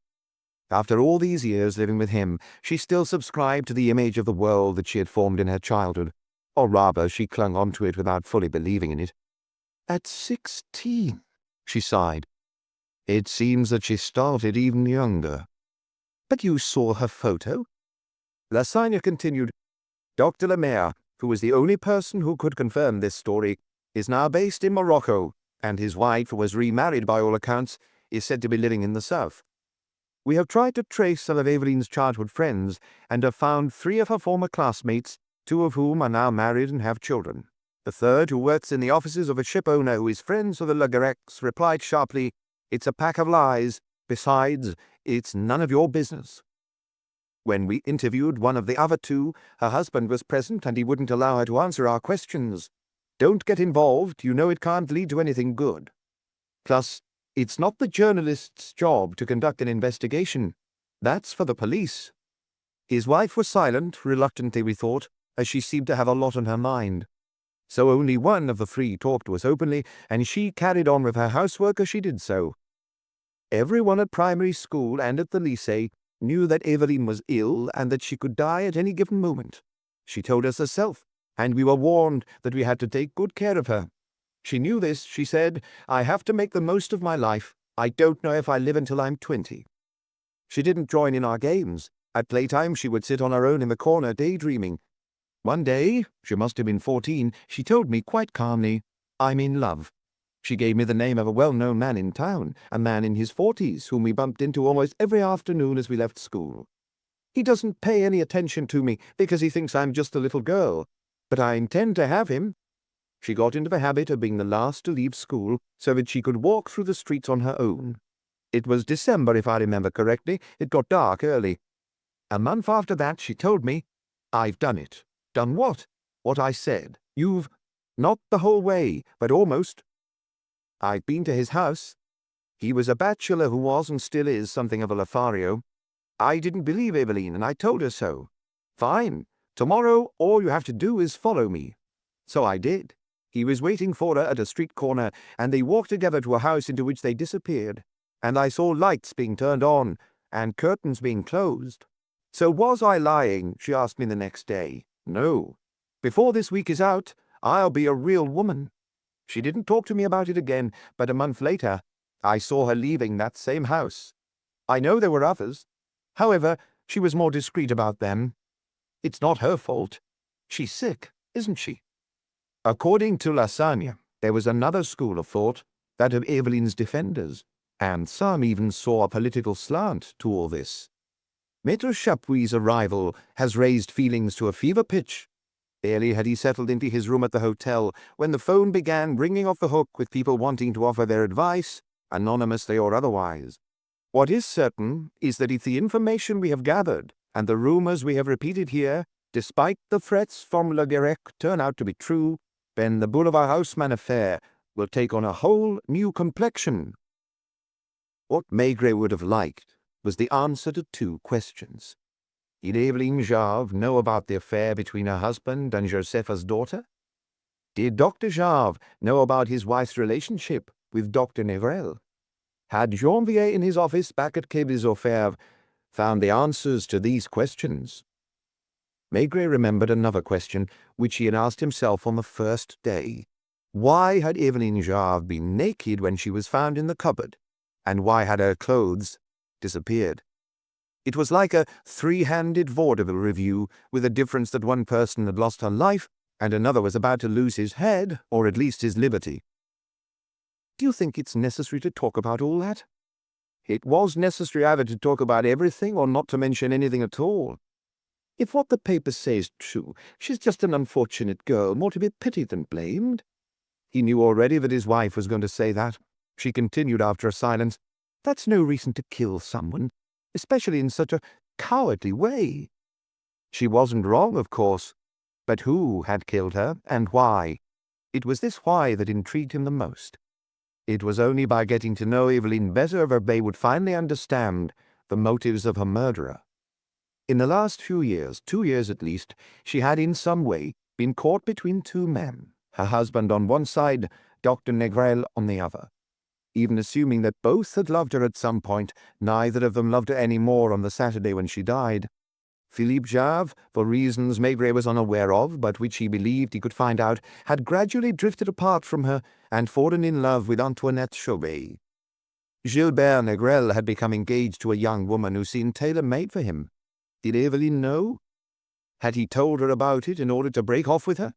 And what indeed was the nature of their relationship? The information gathered in Concarneau now gave some insight into this. Eveline didn't wait for a man to court her. It was she who made the first move. "I intend to have him," she had said while still a teenager to her friend, referring to a 40-year-old man. And she did have him. When Negrel started to frequent Boulevard Haussmann, had she also said, "I intend to have him"? Her husband, who was already in love with Antoinette at this point, probably let her go. He would have gone out on a call in the evening, leaving Eveline and Negrel alone together. Negrel had not yet met the daughter of Maître Chapuis. Studious and hard-working, he had only ever had casual encounters before this. This was all entirely plausible. He knew nothing about the past of a young wife who came across as so well-behaved, yet seemed defenseless against what life threw at her. There was something both ironic and tragic about this situation. Eveline, who had an urgent desire to live life to the full, to live fast, to absorb everything she could of existence, was alone between two men, both of whom loved someone else. Her husband had Antoinette, who looked like her. Negrel had Martin Chapuis, as determined to marry him as Eveline had earlier been to have the older man in Concarneau. She had nothing left except her jewels, since her child doesn't seem to have occupied an important place in her life, and it was mainly the nurse who looked after her. This accumulation of jewelry that she never wore also cast a strange light on her character. Did she collect them in this fashion out of avarice, as do certain women who say that it is a nest egg that they can fall back on, whatever might happen? Maigret had seen none of the characters in this drama in the flesh. He had only got to know them through the papers. Nevertheless, he had the impression that he wasn't far wrong in thinking that these jewels constituted a sort of revenge. If he could have rung Quai des Orfèvres, he would have asked Janvier, when was it that she started buying or acquiring jewels? He would swear that it was around the time that Jarve began his adventure with Antoinette, or at least at the moment when Eveline discovered that she was no longer loved. She was still a Le Guerec, in spite of everything. It was her money, Le Guerec money, that had enabled her husband to set up in Boulevard Haussmann and to become a society doctor. Had she not bought him? Moreover, wasn't the Le Guerec income the main source of revenue for the household? He didn't love her. He had a mistress. He was paying the rent on the apartment in Old Washington. He kept Josepha's daughter, who didn't have a job. In her mind, wasn't that also Le Guerec money? So she started spending money too, and to spend more quickly, to spend in larger quantities, she bought herself jewelry, or demanded her husband buy it. Janvier would be able to verify all this by checking the bank accounts. He would also know whether Eveline's share of the earnings from the factory was paid directly to her or to her husband. Regular visitors to Boulevard Haussmann didn't suspect a thing, nor did the doctor's patients. He was treading on thin ice. Did he have any right to say no to his wife's demands? He loved Antoinette, sought consolation with her for his broken marriage. Did he regard it as a price worth paying to be left in peace? Négrel's situation was scarcely much better than his. He hadn't rejected Eveline's advances. She had moved him. He had become her lover. What had he found out that had estranged him from her in his turn? He had met Martine, and they had planned a future life together. Only as far as could be established, Eveline wouldn't let him go. She pursued him back to Rue des Saints-Pères. She telephoned him from Cannes. She dashed to the airport to come and see him on Saturday. What did she want? What did she require from him? She was becoming a pitiful figure in this quest for an impossible happiness. Even after his divorce, the dentist in Concarneau had left town without a backward glance at her. The others had taken advantage of the pleasure she offered them, and then hastily put an end to the liaison. She was like someone who, having fallen into a fast-flowing river, was clinging in vain to disintegrating pieces of flotsam. Love eluded her. Happiness eluded her. But, haunted by her own mortality, she doggedly continued to pursue them. It had ended with a body bent double and stuffed into a cupboard. According to the pathologist, she had been struck or else thrown against a piece of furniture or the corner of a wall. The bruising pointed to a violent altercation. Was it to do with jealousy? Since the previous day, Philippe Jarve had had an alibi, but it was a dubious one, as it had been furnished by Antoinette and Josepha. Négrel had spent Saturday afternoon at Boulevard Haussmann, and for most of that time Josepha had been in the apartment opposite.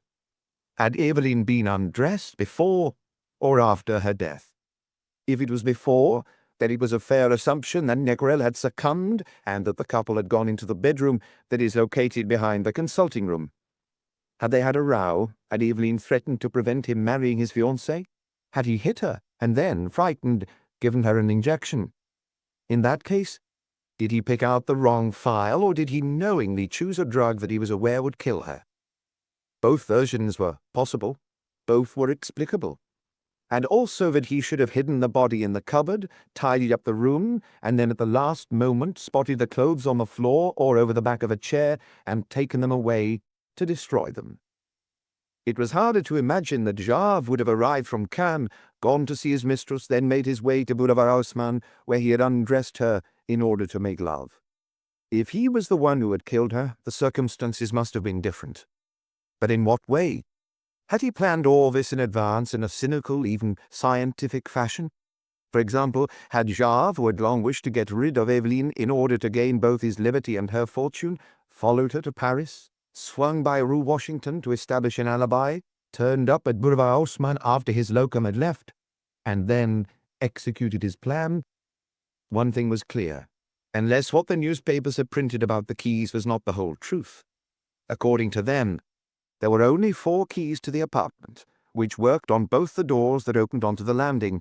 Josepha had one, Jarve had another, the concierge a third, and Madame Jarve's key had been given to Dr. Négrel for the duration of his tenure.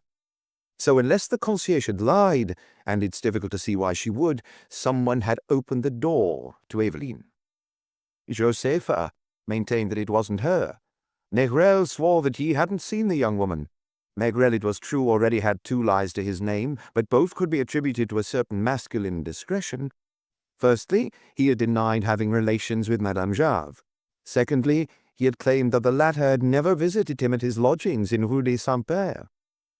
Wish he'd sorted out. Maigret suddenly mumbled as he signalled to the waiter to bring him another beer. Do you mean Janvier? It was indeed Janvier that he was thinking of. It irritated him that he was in the dark, and to think that at headquarters they had information in hand that would allow him to see things more clearly. Do you think he isn't doing a good job? On the contrary, he's doing an excellent job. It's not his fault that Cornelio insisted on arresting Négrel at any cost. Is he innocent? I don't know. But in any case, it's a mistake to arrest him without having more information, especially since Noel Chapuis will now make sure to muddy the waters. He didn't go to Concarneau for no reason. What is he hoping for? He wants to prove that Jave had every reason to want to get rid of his wife. And did he? Yes, but his client did too. Are you sure you'd rather not go into your office? Quite sure, especially since Janvier's using it. Isn't it a good thing he smokes only cigarettes, or he might be tempted to use my pipes? Having got that off his chest, he poked gentle fun at himself. Don't worry, I'm not jealous of good old Janvier. It's just a little pang, that's all. Let's go. Where? Anywhere. We can walk along the river if you like, towards Bercy. And Madame Maigret, thinking about her feet and the length of the walk, suppressed a sigh. Chapter 7. The Little Bar on Quai de Charenton. Maigret had finally sat down on a bench and stayed there for a whole half-hour without feeling the need to get up. His wife, sitting next to him, couldn't believe how peaceful he looked and kept glancing at him in surprise, as if she expected him to snap out of it at any moment and announce, "Let's go." They were on Quai de Bercy, where the shade of the trees was as soft and restful that afternoon as in an avenue in a small town. The bench, God knows why, was facing away from the Seine, so the view before the Maigrets was of a strange town, carefully guarded and surrounded by railings, where the houses were not proper houses but rather wine depots, and the names on the signs were the names they were used to seeing on wine bottles and in larger letters on the gable ends of farmhouses along the road. There were streets, as in a real town, crossroads, squares and avenues, but instead of cars, they were full of casks of all sizes. You know what we in the police force call a drunk, who we pick up off the street? You've told me, but I've forgotten. A Bercy. For example, if you asked a cycling constable if he's had a quiet night or if anything has happened on his beat, he'll say, "Not a lot. 3 Bercys." He suddenly looked at his wife with a faint smile. "You think I'm silly?" She pretended she hadn't understood, but he was sure that she knew what he meant. She put on her most naive look and asked him, "Why?" "I'm on holiday. Pardon let me stay in Paris on the firm understanding that I would not concern myself with anything but simply enjoy myself. For once, people can go around killing one another, and it's none of my business." "But you're champing at the bit over this affair." She completed his sentence for him. "I'm not champing at the bit. I'll even admit something to you. There are moments when I really enjoy playing amateur detective. You've seen soldiers firing little air guns in shooting galleries at fairs. Sometimes, maybe even that same day, they've complained about having to do shooting practice at the range with real rifles. You see what I'm getting at?" He rarely opened up in this way, which showed just how relaxed he was. At the start, this story intrigued me. It still interests me. Unfortunately, I reach a point where I can't resist putting myself in other people's shoes. She was obviously thinking about Jave and Negrel when she asked, "Whose shoes?" Laughing, he replied, "Perhaps those of the victim. Let's leave Janvier to get on with it, and not think any more about it." He kept his word for a while at least. When he got up, it wasn't to take Madame Maigret home to Boulevard Michel-Lenoir, but rather he headed towards Quai de Charenton, where Paris suddenly starts to look suburban. He had always loved these wide unloading quaysides, piled up with barrels and goods of all sorts, and the grey-coloured houses between the new buildings that evoked a Paris of yesteryear. I wonder why we never thought of finding an apartment next to the river. From his window, he would have seen the barges nestling cheek by jowl, the bargemen's wives, the children with hemp-coloured hair, the washing, drying on lines. You see, that house they're knocking down? A young man lived there who came to see me one day in my office with his mother and pinched one of my pipes. There were few places in Paris that didn't evoke some more or less difficult or notorious case he had conducted. Madame Maigret knew about them from hearsay. She asked, "Is this the place where you spent 3 days and 3 nights in some restaurant or other, when they found an unknown man murdered on Place de la Concorde?" "It's a bit further along. The restaurant's been converted into a garage. There, where you can see those 2 petrol pumps." On another occasion, he had walked the full length of the quayside from the Loch of Charenton as far as Ile Saint-Louis, on the heels of a tugboat owner whom he eventually sent to prison. Are you thirsty? Madame Maigret was never thirsty, but she was always willing to follow him. In that bar, too, the one on the corner. I spent hours watching someone. They went in. There was no terrace and no one inside apart from a thin blonde woman who was listening to the radio as she sat sewing behind the counter. He ordered an aperitif for himself and a fruit juice for his wife and sat down at a table while the landlady observed them with a frown. She wasn't sure if she recognized him. It had been more than 3 years since he had last set foot in the bar. On the yellow-painted walls there were some posters, like the ones you see in country cafes and inns, and a smell of stew emanated from the kitchen. To complete the picture, a marmalade cat was purring on a straw-bottomed chair. Still or sparkling? Sparkling. She looked intrigued, as if trying to put a name to a face. When she had served their drinks, she leaned over a newspaper on the bar, had an afterthought, picked up the paper, and walked over to Maigret a little embarrassed. "Is this you?" she asked. She used her finger to underline a heading saying, "Stop Press." It was the same paper that Maigret had in his pocket, but it was a later edition. It was his turn to frown as his wife leaned over his shoulder to read at the same time as him. "We asked our correspondent at Les Sables d'Olonne to go to the Hôtel des Roches Noires, where Detective Chief Inspector Maigret is supposed to be on holiday. We wanted to share with our readers the opinion of the famous inspector on one of the most troubling affairs of the last few years." The owner of the Roche Noire seemed a bit embarrassed. "The inspector has gone out," was his initial response. "What time will he be back?" "He may not be back today." "Is his wife in the hotel?" "She went out too." "When?" In short, after much beating about the bush, the owner eventually admitted that Maigret had not been in the hotel for at least the last 24 hours. Our correspondent was unable, despite his best efforts, to get any further information. Has Inspector Janvier, who has never before been in charge of such a delicate case, called his chief for help, and has Maigret dashed back to Paris? We telephoned him straight away. We managed to get him on the other end of the line. He confirmed to us that he has not been in contact with the detective chief inspector at any point, and as far as he was aware, the latter was still in the Vendée. We also attempted to ring Maigret's apartment in Boulevard Michel-Lenoir, but we were answered by the telephone message service. This is just one minor mystery to add to the much more terrible one of a dead woman in Boulevard Haussmann. The landlady in the bar was looking at him quizzically. "It's you, isn't it? You've been here before, 2 or 3 years ago. It was definitely you. I remember you were with a short, fat man with a skip in his step." She was talking about Luca. "It's me, yes," he owned up, unable to deny it. "We have come back to Paris for a few hours, my wife and I, but we're still on holiday." "You should never believe what you read in the papers," she concluded, as she went back to resume her position behind the counter. There was another piece of information in the newspaper. Early this afternoon, examining magistrate Camelio summoned Dr. Négrel to his chambers for questioning.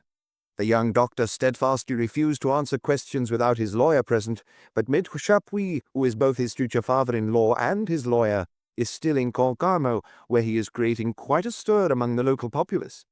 According to latest reports, he is satisfied by the results of his trip to the Breton port and will be returning by train to Paris this evening.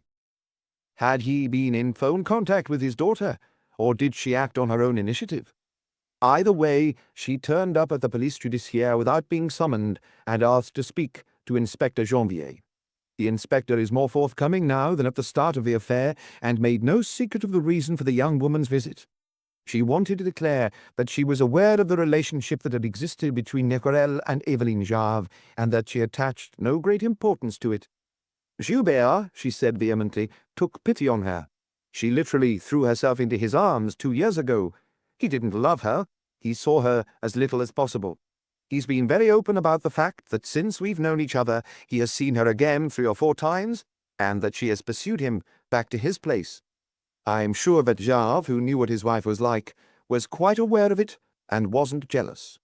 Since the young woman left, Quai des Orfèvres has been a hive of activity, and further developments are expected imminently. At the time of writing, 2 inspectors, Lapointe and Neveu, have just left the building, destination unknown. In Maigret's office, currently occupied by Inspector Janvier, the telephone has been ringing constantly. That put an end to the relaxed mood. A few minutes earlier, Maigret had been walking peacefully along the river with his wife, telling her tales of old investigations. Now his face had darkened again, and he seemed to be staring at the yellow walls covered with posters without seeing them. "Do you think," his wife asked, "they would be keeping an eye on Boulevard de Charleroi?" He wasn't thinking about that at that precise moment, and he gave a start. It took a few seconds for the words he had just heard, as if through a fog, to sink in. "Possibly, yes. It's quite likely." Lassagne, who was still in Concarneau, must be in constant contact with his newspaper, and he would surely send some young reporter to stand guard in front of Maigret's apartment. "Same again, please, madame." "Have you read it?" "Yes, thank you." He wasn't in that little bar anymore. His wife was as familiar with that look as his colleagues. At Quai des Orfèvres, when he was in this mood, everyone walked on eggshells and talked in whispers, because he could suddenly fly off into a temper as violent as it was short-lived, and that afterwards he would be the first to regret. Madame Maigret thought it wisest not to look at him, and instead pretended to peruse the women's pages of the newspaper while remaining on alert for her husband's reactions. Maigret himself probably couldn't have put a finger on what he was thinking, perhaps because he wasn't thinking at all. It wasn't a process of reasoning. It was a bit as if the three characters in the drama had started inhabiting him, and the supporting cast, such as Josepha, Antoinette, the little fiancée, Mademoiselle Jusserand, were no longer mere entities, but flesh and blood human beings. Unfortunately, they were still incomplete, sketchy beings. Maigret was having great difficulty in making them emerge from a half-light in which they resided. He could sense that the truth was almost within reach, but he was powerless to grasp it. Two men, one guilty, the other innocent. Occasionally his lips moved, as if he were trying to pronounce a name, but after a hesitation he would give up on it. There wasn't, as in the majority of cases, a single possible solution. There were at least two. However, only one was the good one, only one was the human truth. It wasn't a matter of discovering it through careful reasoning, through a logical reconstruction of the facts, but of feeling it. On Friday, Eveline had telephoned Maigret, who was more or less resigned to being her lover. Did she tell him that she would be catching the plane to Paris the next morning? Or was it rather the young doctor's coldness towards her that had inspired her to make this trip? Barely had she left on Saturday morning when Jave rushed to the airport and, missing the flight to Paris, got on a plane to London so as not to have to wait any longer. "Do you believe that?" he suddenly asked, talking to himself rather than to Madame Maigret. "What?" "A coincidence. Eveline Jave is in love with Négrel, and after a few weeks apart from him, can't stand it any more and rushes back to Paris. Her husband is in love with Antoinette Chauvet, and the same day feels an urgent need to fly home and take her in his arms." Madame Maigret thought about this. Wasn't he simply taking advantage of his wife's absence? Maigret's instincts told him no. He didn't much care for chance events. In Paris, without his car, he had to take at least 2 taxis, one to get from Boulevard des Capucines, where the airport bus dropped him, to Rue Washington, and another to go to the station in the evening. If I know Janvier, he will have questioned all the taxi drivers. Do you think that will lead to something? It has led to results in the past, but it takes a lot of time. After a fairly long pause, during which he drank another mouthful and lit a new pipe, he sighed. She was naked. That image of Eveline, naked, bent double in the cupboard, was constantly playing on his mind. To his surprise, his wife overcame her natural modesty, which he often teased her about. Given what she'd been up to in Boulevard Haussmann, it was normal enough, wasn't it? He wanted to reply, no. It didn't hang together. Was it because of Négrel's character that this version of events didn't ring true? The young doctor was standing in for a colleague in one of the most luxurious surgeries in Paris. He had a certain number of appointments with patients. 5 were mentioned. Others could turn up at any moment, since it was in surgery hours and Josepha was just across the landing. Even if Eveline had undressed in the bedroom, even if he had killed her, deliberately or not, wasn't Négrel just the sort of man who would have put her clothes back on? Not necessarily to allay suspicion, more as a sort of reflex.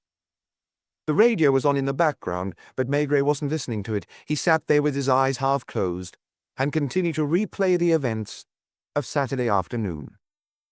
Josefa, by her own account, had left Boulevard Haussmann around 6 o'clock to go to her daughter's apartment, where she met Dr. Jarve.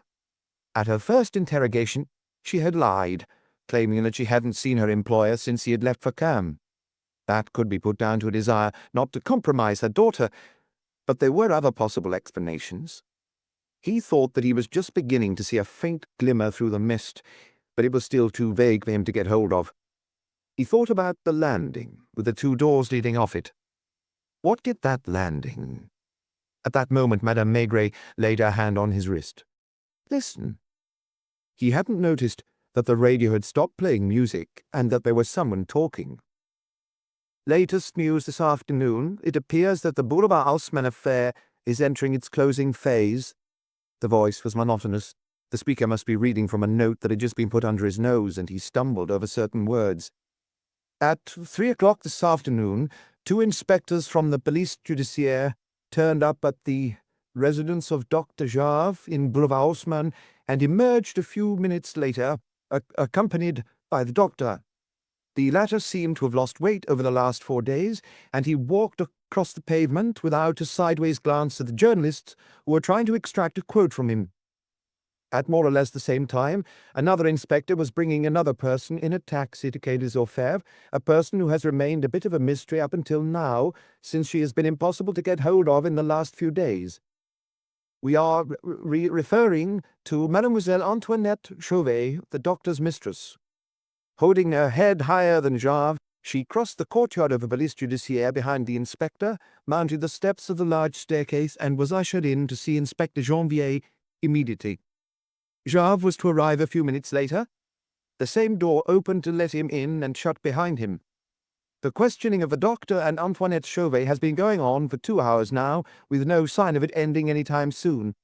On the contrary, the atmosphere in the corridors and offices, where police officers are bustling in and out, suggests that Inspector Janvier is intent on bringing this to a conclusion. Only one new detail has come to our attention. In the bedroom behind the consulting room at Boulevard Haussmann, the police discovered a button that seems to have been torn off Gilbert Nevrel's jacket. And now, for the political news of the last 12 hours, and... The bar owner turned the radio off. Am I right in thinking you're not interested in this? Maigret looked at her as if he hadn't heard a word she'd said. He had just felt his chest tighten, because the words spoken by the radio announcer had a quite different resonance for him than for the general audience. Just as they say a soldier can smell the gunshot, he could sense something coming to a head in his own office. That feverish activity that the radio mentioned was very familiar to him, as he had initiated it himself on hundreds of occasions. An investigation treads water, or seems to tread water, for days, sometimes weeks. Then suddenly, when you least expect it, something slots into place, maybe as a result of an anonymous telephone call or the discovery of some apparently insignificant detail. Bring Jarve in. He could imagine Janvier, looking a little pale, like an actor seized by stage fright just before making his entrance, pacing up and down in his office as he awaited Antoinette and the doctor. Why had they been brought in together? What new questions were they going to be asked? When he had left on holiday, Maigret hadn't taken all his pipes with him. There must still be 4 or 5 lying next to his blotting pad by the lamp with a green shade. There was even a half bottle of cognac in the cupboard, where he usually washed his hands in the enamel sink and where he hung one of his old jackets. How would Janvier perform?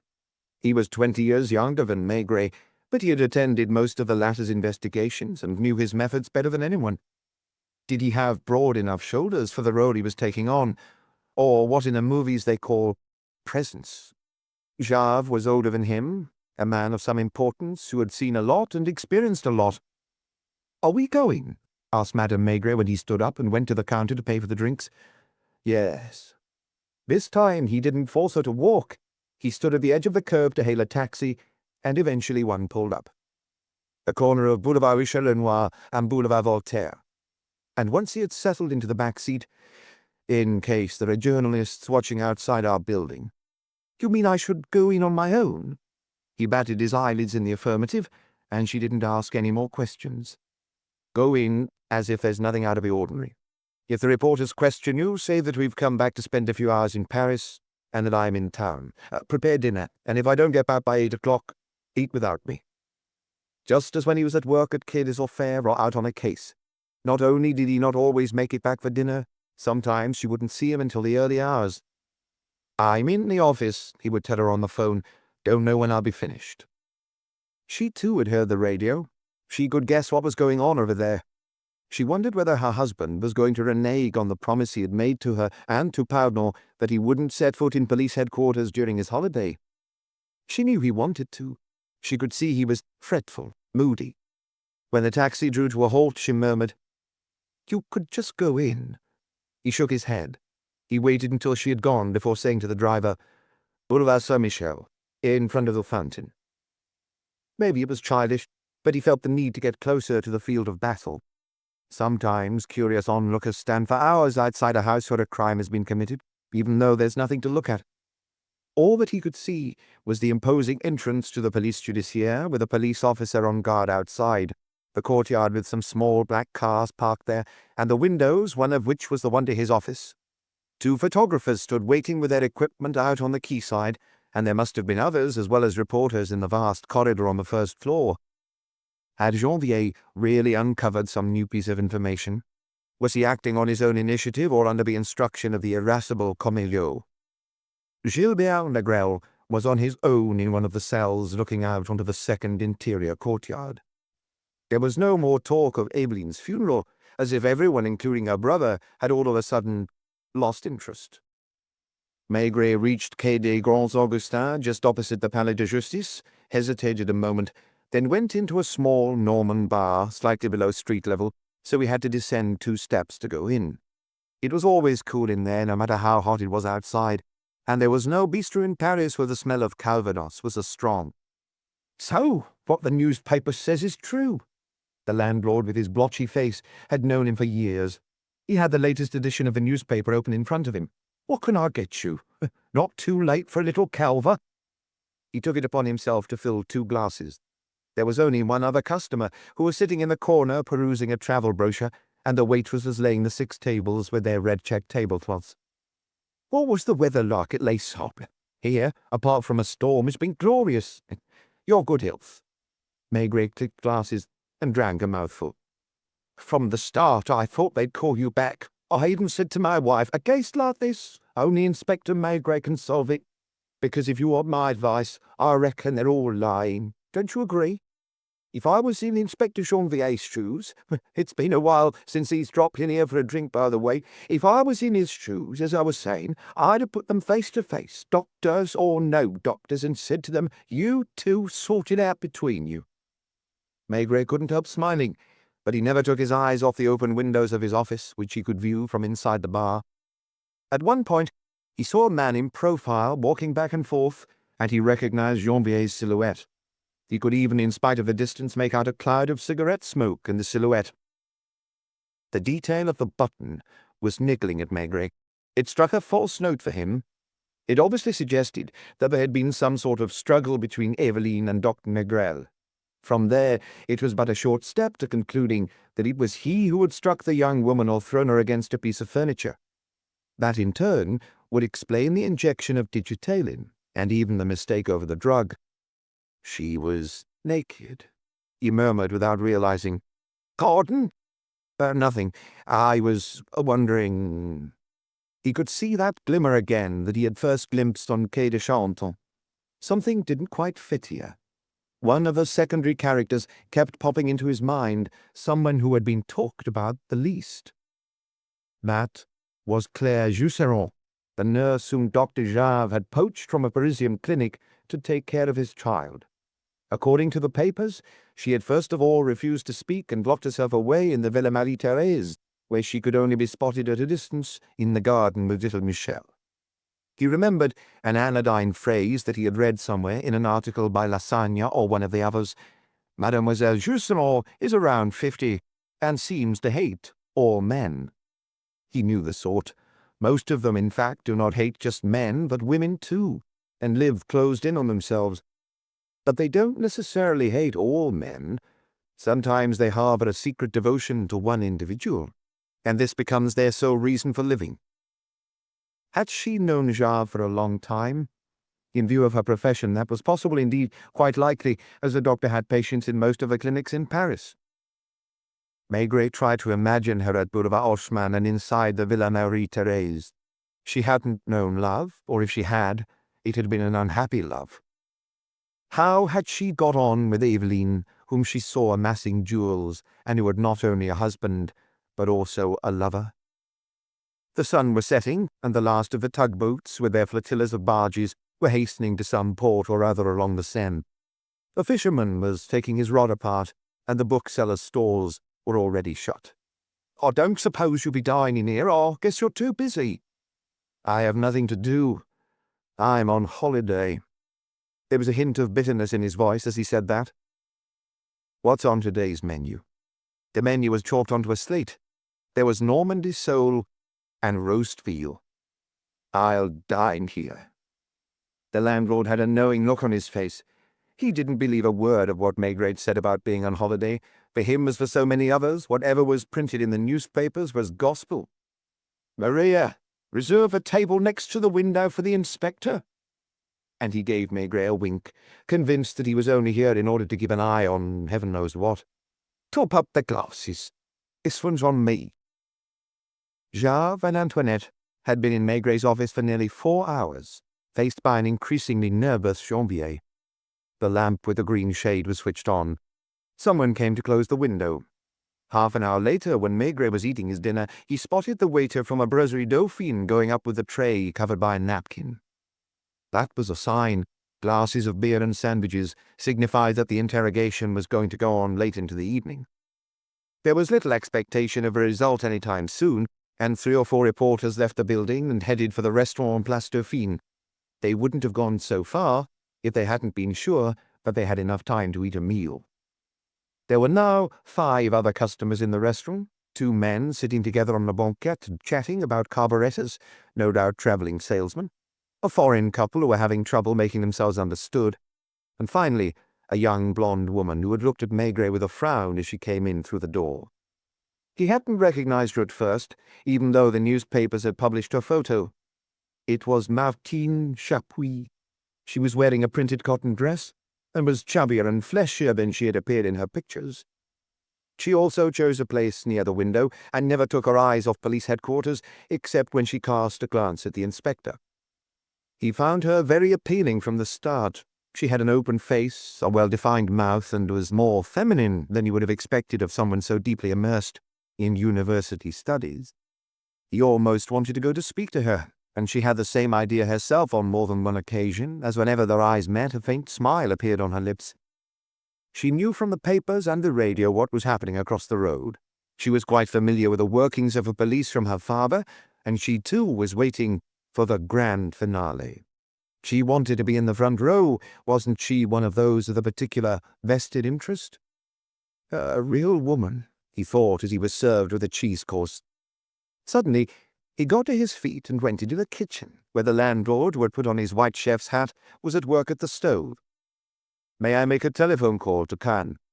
"You know where the booth is. You just have to ask the price." Martine Chapuis, who was following him with her eyes, saw him go through the glass door and pick up a receiver. "Villa Marie-Thérèse in Cannes, please, mademoiselle. It's a personal call for Mademoiselle Jusserand." "There'll be a few minutes' delay." He went back to his table and had barely finished his camembert when the phone rang. It was his turn to have stage fright, as he was about to do something he hadn't attempted before, something he wouldn't have been allowed to do had he been where Janvier was, in his office. The line was, as he had both expected and hoped, a bad one. He heard a voice at the other end of it repeating impatiently, "Hello? Hello?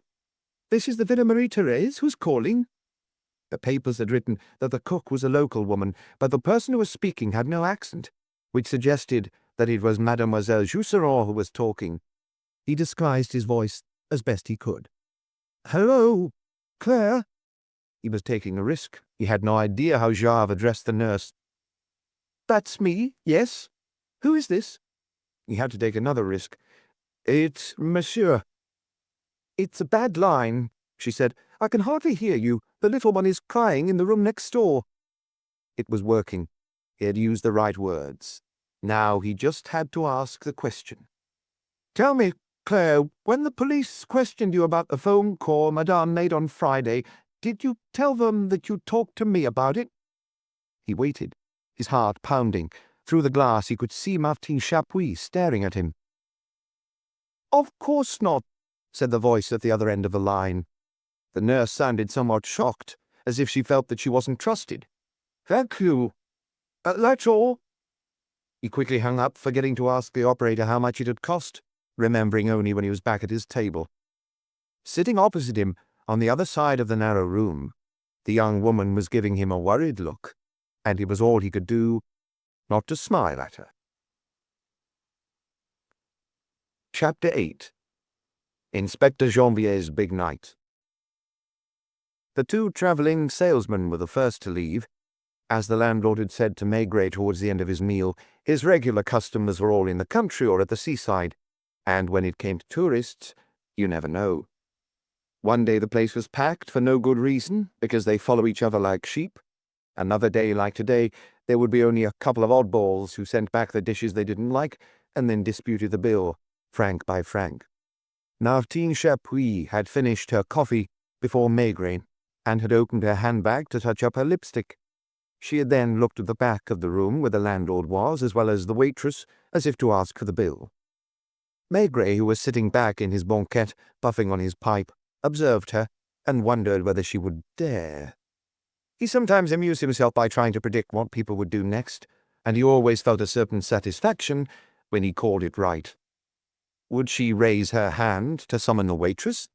She started to, but then glanced across at Maigret. Good. She was changing her mind, and was looking at him a little more intently, opening her eyes wider, as if to ask a question.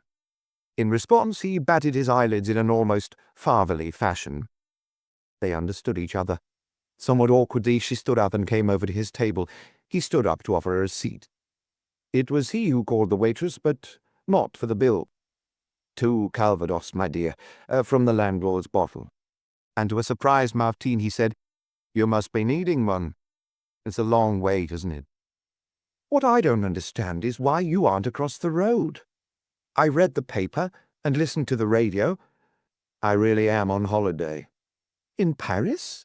"Shh, it's a secret. We decided, my wife and I, to spend our holiday in Paris in order to have some peace and quiet. And even Janvier doesn't know about it, so as you see, I am in hiding." "But you're still involved in the case somehow." "As an amateur, like everyone else. I, too, have been reading the papers, and just now by chance I heard the news on the radio." "Do you think Inspector Janvier is capable of understanding?" "Understanding what?" "That Gilbert didn't kill that woman." The restaurant was currently as calm as an aquarium. The landlord and his wife, a little round woman with a face as red as her husband's, were eating at the table nearest the kitchen, and the waitress was serving them. On the opposite bank of the river, they saw some journalists come back. They must have washed down their rushed dinner with liberal quantities of drink, because they were clearly in high spirits. Nearly all the lights had been turned off in police headquarters. On the first floor, only Maigret's office and the adjoining inspector's room were still illuminated. Maigret was taking his time and had recovered his good humor. "You're sure of that, are you? That he's innocent?" She blushed, which pleased Maigret, as he didn't like women who were no longer capable of blushing. "Of course." "Because you love him." "Because I know he would be incapable of committing any shameful act, let alone a crime." "Have you thought so from the beginning?" She turned her head away, and he persisted. "Admit that you had doubts." "I told myself at first that it could have been an accident." "And now?" "I'm convinced that it wasn't him." "Why?" Since the start of his meal, he had had the feeling that she wanted to talk to him, that she really had something to say to him, something quite difficult. From the way that she behaved with him, he thought he understood how close she was to her father, how she confided in him. It was as if, in her father's absence, she'd chosen the inspector to stand in for him. Instead of replying, she asked a question of her own. "Was it Concarneau you were ringing just now?" "No." "Ah." She seemed disappointed that she had got it wrong. "I wonder what they've been up to over there all this time." "Best not to be impatient. It could go on all night." Do you think they're questioning Gilbert too? Possibly, but I don't think so. Négrel is now in the custody of the examining magistrate and can't be questioned without his lawyer present. Papa doesn't get back until tomorrow morning. I know. You still haven't told me why you're so certain that it wasn't your fiancé who killed Madame Jave? She lit a cigarette somewhat nervously. May I? Feel free. It's difficult to explain. You've never seen Gilbert, have you? No. However, I think I have formed a very good idea of what he's like, and of how he behaves when he's with a woman. He looked at her, surprised and intrigued. I don't need to be coy with you, do I? From what I've said, you've probably realized that we didn't wait until we got married to be with one another. Mother is furious because people gossip, but Papa doesn't mind. When that woman's body was found, he was completely naked. Maigret narrowed his eyes, peered at her more intently, because she was touching on a point that had intrigued him from the start. I don't know how to put this. It's a little delicate. With some men, it might have been possible. Do you follow? Not yet. She downed half her drink to screw up her courage. If there had been something going on between them that Saturday, and if Madame Jave had got undressed, Gilbert would have undressed too. It suddenly occurred to him that that was right. Other men would have been capable of acting differently, more casually. Not a young man like Négrel, who would have insisted in some way on being on equal terms with his companion. How do we know he didn't? It was barely a question at all, because he already knew the answer. You're forgetting that this was in surgery hours, and that Josepha could show in a patient at any moment. Can you imagine a doctor turning up naked in his surgery? She even managed to laugh at this, but she soon turned serious again and cast a glance to the other side of the Seine. I swear, Inspector, but I'm telling you the truth. I know Gilbert. Strange as it may seem, he's shy and very sensitive in the way he deals with women. I believe you. So do you also believe that he didn't kill her? He chose not to answer, but cast a glance in turn at the windows of his office when Inspector Janvier was having what could be described without hyperbole as the biggest night of his life. The reporters and photographers were waiting in the corridor. The newspapers and the radio had announced that the decisive interrogation was underway. Either the Boulevard Haussmann affair would be resolved in the next few hours and Janvier would have won the day, or else when morning came, the public would feel disappointed and cheated. And not just the general public. Cornelio would be ringing every half hour from home in order to keep up with developments. Would you excuse me a moment, my dear? He surprised himself calling her that, but it was because he really liked her. If he had had a daughter, it wouldn't have upset him if she turned out like her. Madame Maigret would have reacted like Martine's mother, but he would surely have been more like Chapuis. He headed to the back of the room. Do you have any plain paper and an envelope? Plain is the only sort of paper we have. Use the blotter behind the counter. There's also a bottle of ink and a pen. The boy I spotted earlier washing up in the kitchen. How long's he been working for you? Oh, his mother brought him to us 3 weeks ago. He goes back to school in October. They're poor folk, and he tries to earn a bit of money for them during the holidays. Has Janvier been here in the last 3 weeks? I haven't seen him, no. When they want a drink, they usually go to the Brasserie Dauphine because it's closer. Maigret knew that better than most. Don't let the boy go. I want him to run an errand for me. He's busy enough for now, tidying up the kitchen. Maigret didn't return to his place, but sat down at another table some distance away from Martine Chapuis. On the envelope he wrote, "For the attention of Inspector Janvier. Very urgent." From her seat, the young woman could see him writing out block capitals and didn't understand what was going on. The message on the sheet was short and sweet. Jave found out from the nurse on Friday evening that his wife would be coming to Paris. He went into the kitchen. "What's your name?" he asked the boy with a dishevelled mop of hair who was stacking the dishes. "Ernest, Inspector." "Who told you I was?" "No one. I recognized you from your photos." "Would you like to do me a favor? You're not easily intimidated, are you?" "By you, maybe, but not anyone else." "I want you to run over to the police judiciaire over there. Do you know it?" "That large entrance where there's always a policeman on guard?" "Yes. Give this envelope to the policeman and tell him to take it straight away to Inspector Janvier." "Got it." "Just a minute. I haven't finished. It is possible the policeman will ask you to take it up yourself. Should I do that? Yes, to the first floor. There will be lots of people about. You'll see an old clerk behind a desk with a chain around his neck. I know what you mean. They have them in banks. Tell him the same thing. If an inspector happens to be nearby, he may ask you some questions, so remember this. You were walking over Pont Saint-Michel when a gentleman gave you 5 francs to take a letter to the police judiciaire. Understood. And the gentleman was short and thin. The boy was amused and was eager to be off. Short and thin and quite old. Yes, Monsieur Maigret. That's all. It would be best if you didn't come back here afterwards, as they might follow you. Are you playing a joke on them? Maigret simply responded with a smile and went back to sit opposite the young woman. Let's see what happens. What have you done?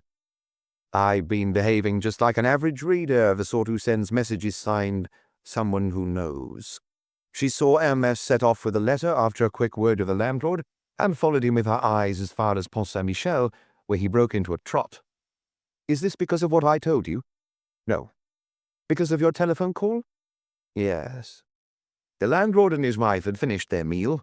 Their table had been cleared. Do you think they're waiting for us to leave so they can close up? I do. They probably have to get up early in the morning.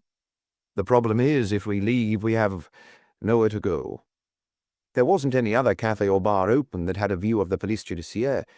The boy was talking to the policeman on guard on the other bank. A moment later, he was disappearing inside the entrance. I thought they'd send him up. The policeman isn't allowed to leave his post unless... It must have all gone well. Hermes reappeared 3 or 4 minutes later, and this time headed off in the direction of Pont-Neuf. Janvier had received the anonymous letter. Even if he didn't set great store by it, he wouldn't fail to at least put one question to Dr. Jarve on the subject. You don't seem impatient, Martine remarked as he slumped in his seat, staring into the middle distance. That was because she didn't know him. It was the first time that he had experienced this phase of an investigation anywhere other than in his office, and he had the same feeling as when he was asking the questions himself. He had conducted hundreds of interrogations with all manner of different people. Most of them lasted several hours. Some of them went on in a cloud of pipe or cigarette smoke late into the night, and the inspectors sometimes had to work in shifts. At headquarters, they still talked about an interrogation that had lasted 27 hours. Maigret was almost as exhausted as the man who had eventually confessed. Yet after all these years, the same thing happened every time. While the suspect in front of him was still holding out, refusing to talk, or lying, it was, so to speak, a battle of equals, on an almost technical level. He would ask one question after another, making them as unpredictable as possible, and watch out for the faintest flicker on the part of his interlocutor. Almost always, sooner or later, the moment came when his resistance would suddenly crack, and Maigret would have him on the ropes. Because at that moment he became a man again, a man who had stolen, murdered, but a man nonetheless, a man who was going to pay the price and knew it, a man for whom this moment marked a definitive break with his past, his friends, and family. Like an animal about to be put down, yet Maigret had never been able to kill any living creature, even a harmful one. He would nearly always stare at the man who had driven him to a confession with a look of astonishment, mingled with reproach. That's exactly what happened, he would murmur, all his energy spent. All he felt now was an impatience to sign his statement, sign anything, and go to sleep. And how many times had Maigret then taken his bottle of cognac out of the cupboard, not just to offer his victim a drink, but to pour a large glass for himself? He had done his duty as a policeman. He didn't judge. It wasn't for him to judge. That was for others to do later, and he preferred it that way. Where were they at now, up there behind the lit-up windows of Maigret's office? Had Jarve's resistance started to crumble, and was Janvier moving in for the kill? It was as if the young woman sitting opposite was reading his thoughts. "It's strange," she murmured. "I'd never have believed that Dr. Jarve would be capable of that either. He just doesn't have the look of a murderer." Maigret said nothing. What was the point of explaining that throughout his career, apart from a handful of professional criminals, he had never encountered any murderer who had the look of one? "What do I owe you, patron?" "Paying for both dinners?" "I insist on paying for my own," Martine Chapuis protested. He didn't press it. "The Calvados are on me." "If you like." They left together, and had barely reached Pont Saint-Michel when the landlord pulled the shutters down behind them. "Are you going over?" "No, I'll wait." Fortunately, Quai des Orfèvres was not well lit. If they stayed on the pavement nearest the Seine, they were in shadow, and the officer on duty would not be able to recognize them. "Do you think he'll confess?" Maigret simply shrugged his shoulders. He wasn't God the Father. He had done all he could, now it was up to Janvier. They walked in silence. From a distance, they might have been taken for two lovers, or rather a couple out to take the air along the river before heading for bed. "I'm almost sorry," Maigret suddenly muttered, "that it wasn't Négrel." She gave a start and shot him a hard look. "What do you mean by that?" "Don't be upset. I've got nothing against you, Réal. Quite the opposite. But if it had been him, it could have been an accident. Do you follow?" "I think I'm beginning to understand." "Firstly, your fiancé didn't have a good enough reason to kill her, especially since you were quite aware of his relationship with Eveline Jarve. Because you were aware, weren't you?" "Yes." He stopped walking and asked her without looking at her, "Why are you lying?" "I'm not lying. That is—" "Go on." "I knew because he had confessed to me that he'd been seeing her. She'd almost forced him into it. I also knew that she was still pursuing him." "But not that she was coming from Cam to see him?" "No." "Nor that she'd been at his place during the time that you had known him?" "No. You can see I'm being straight with you. He didn't talk about it out of sensitivity. It doesn't change anything, does it?" He thought about this for a while. "Not now. In any case, he had insufficient motive, and, as I said to you just now, if it had been Négrel, it could have been an accident, a mix-up over the file." "Do you still think that's a possibility?" "I'm afraid not." "Why?" "Because Jarve was already aware on Friday evening, but his wife would be flying to Paris on the Saturday. He didn't come here to see Antoinette. He didn't miss the plane that Eveline was on. He quite deliberately took the plane to London, and I'm sure he knew the timetable in advance." The windows of his office were still lit up. 2 or 3 times they saw a silhouette move across, probably Janvier, too wound up to stay sitting at Maigret's desk. "Do you think that Dr. Jarve had sufficient reason?" "Doesn't what we've learned about Eveline provide sufficient reason?" "To kill her?" He shrugged again. "What I don't like," he said reluctantly, "was that he undressed her." "What do you mean?" "It suggests that he wanted to cast suspicion on someone else." "Gilbert?" "Yes. He thought that he was being clever. Yet, strange though it may seem, it's always the clever ones who get themselves caught. There are some foul crimes committed by some low-life hooligan or other, or by some madman that remain unpunished, but a crime by an educated man, never.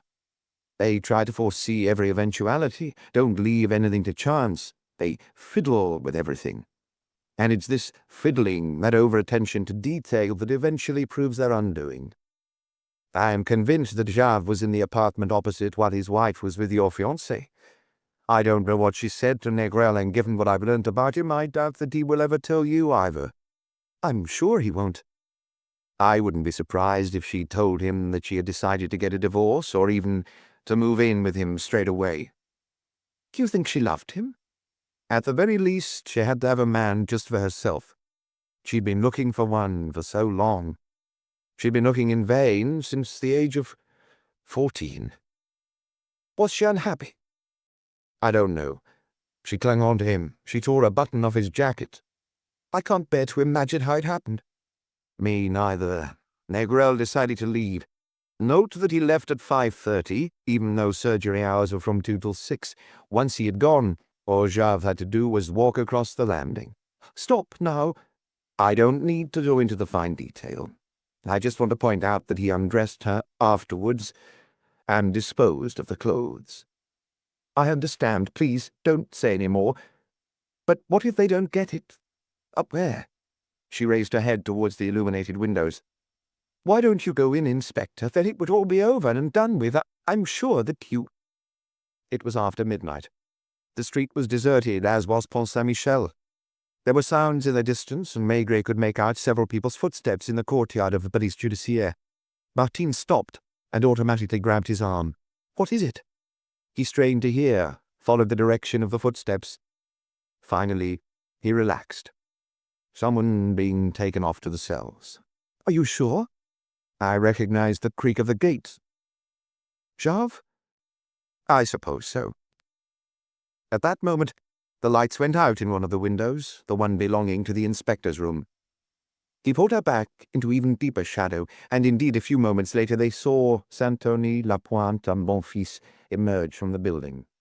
Lapointe and Santoni headed towards Pont Saint-Michel, and Bonfils towards Pont-Neuf. See you tomorrow. Good night. It's over, Maigret murmured. Are you sure? Jean-Mouillet is briefing the journalists. We'll see them come out any time now. And the young woman? Antoinette? They'll keep her in. It's possible she'll be charged with conspiracy since she provided the doctor with an alibi. Her mother too? Probably. Do you think they knew? The thing is, my dear, it's none of my business because I'm on holiday. And even if I was in Jean-Mouillet's place, I wouldn't hazard an opinion, because that's for the jury to decide. Will they release Gilbert? Not until tomorrow morning, because only the examining magistrate is authorized to sign the necessary papers. Will he know by now? He must have realized he had some company in the cells, and I'd swear that he recognized the voices. What's the matter? She had suddenly started crying without knowing why. I don't even have a handkerchief, she stammered. How stupid is that? What time tomorrow morning? Not before 9. He had given her his handkerchief, and he was still keeping an eye on the entrance to the police judiciaire. A car zoomed out, a grey car that must have belonged to one of the journalists, but there were 5 or 6 of them squashed inside. 2 photographers came out on foot and headed for Pont-Neuf. There was still a light on in Maigret's office, but finally that was switched off too. Come over here. They walked a short distance and found an even deeper area of shadow. They heard a car engine turning over inside the courtyard, and then one of the small black police cars emerged. It's okay. He's on his own, Maigret said quietly. Who? Jean-Mouillet. If he hadn't succeeded, he would have had Jave driven home or taken him home himself. The black car went off in turn towards Pont-Neuf. So there we are, young lady. It's all over.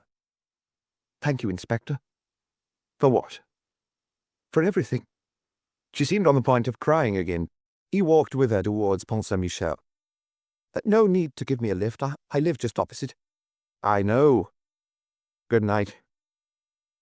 There was a cafe still open at Châtelet, and Maigret went inside, sat down on one of the tables in the almost empty room, and slowly drank a beer. Then he took a taxi. Boulevard Richard-Lenoir. I'll tell you where to drop me. The boulevard was deserted. He couldn't see any shadowy figures outside.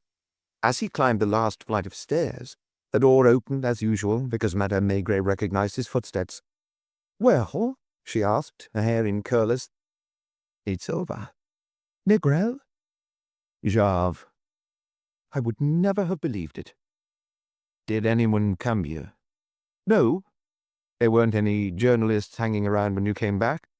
I was on the lookout, I'm sure. What day is it? Saturday, or rather Sunday, as it's 1:30 in the morning. Would it be a nuisance to pack a case for a few days? When do you want to go? As soon as you're ready. If we leave it till the morning, we'll be spotted. Well, I need to fix my hair. It was 2:30, and the night was still and mild as they came downstairs, Maigret carrying the case that they used for their rare weekends away. Where are you thinking of going? Anywhere with a vacancy. There must be an inn somewhere not too far from Paris where they have a room free. They drove along the Seine in a taxi, heading towards the forest of Fontainebleau.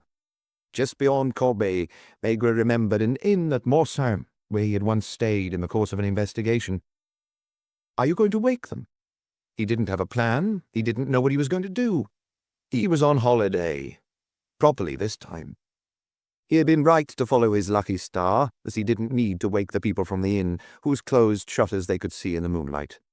Next to the Seine, among the silvery reflections, a man was setting his eel pots, and Maigret recognized the innkeeper. We do have a room free, but it's booked from tomorrow evening. What did that matter? The next day they were free to try their luck further on. As they waited for the innkeeper to wake his wife, they sat quietly on the terrace at an iron table, watching the river flow by. It wasn't until 4 days later, in an inn on the banks of Loire, that Maigret received a postcard with a picture of Quai des Orfèvres. His name and address were written in block capitals, and in the message part of the card there were just 2 words. "Thanks, Chief."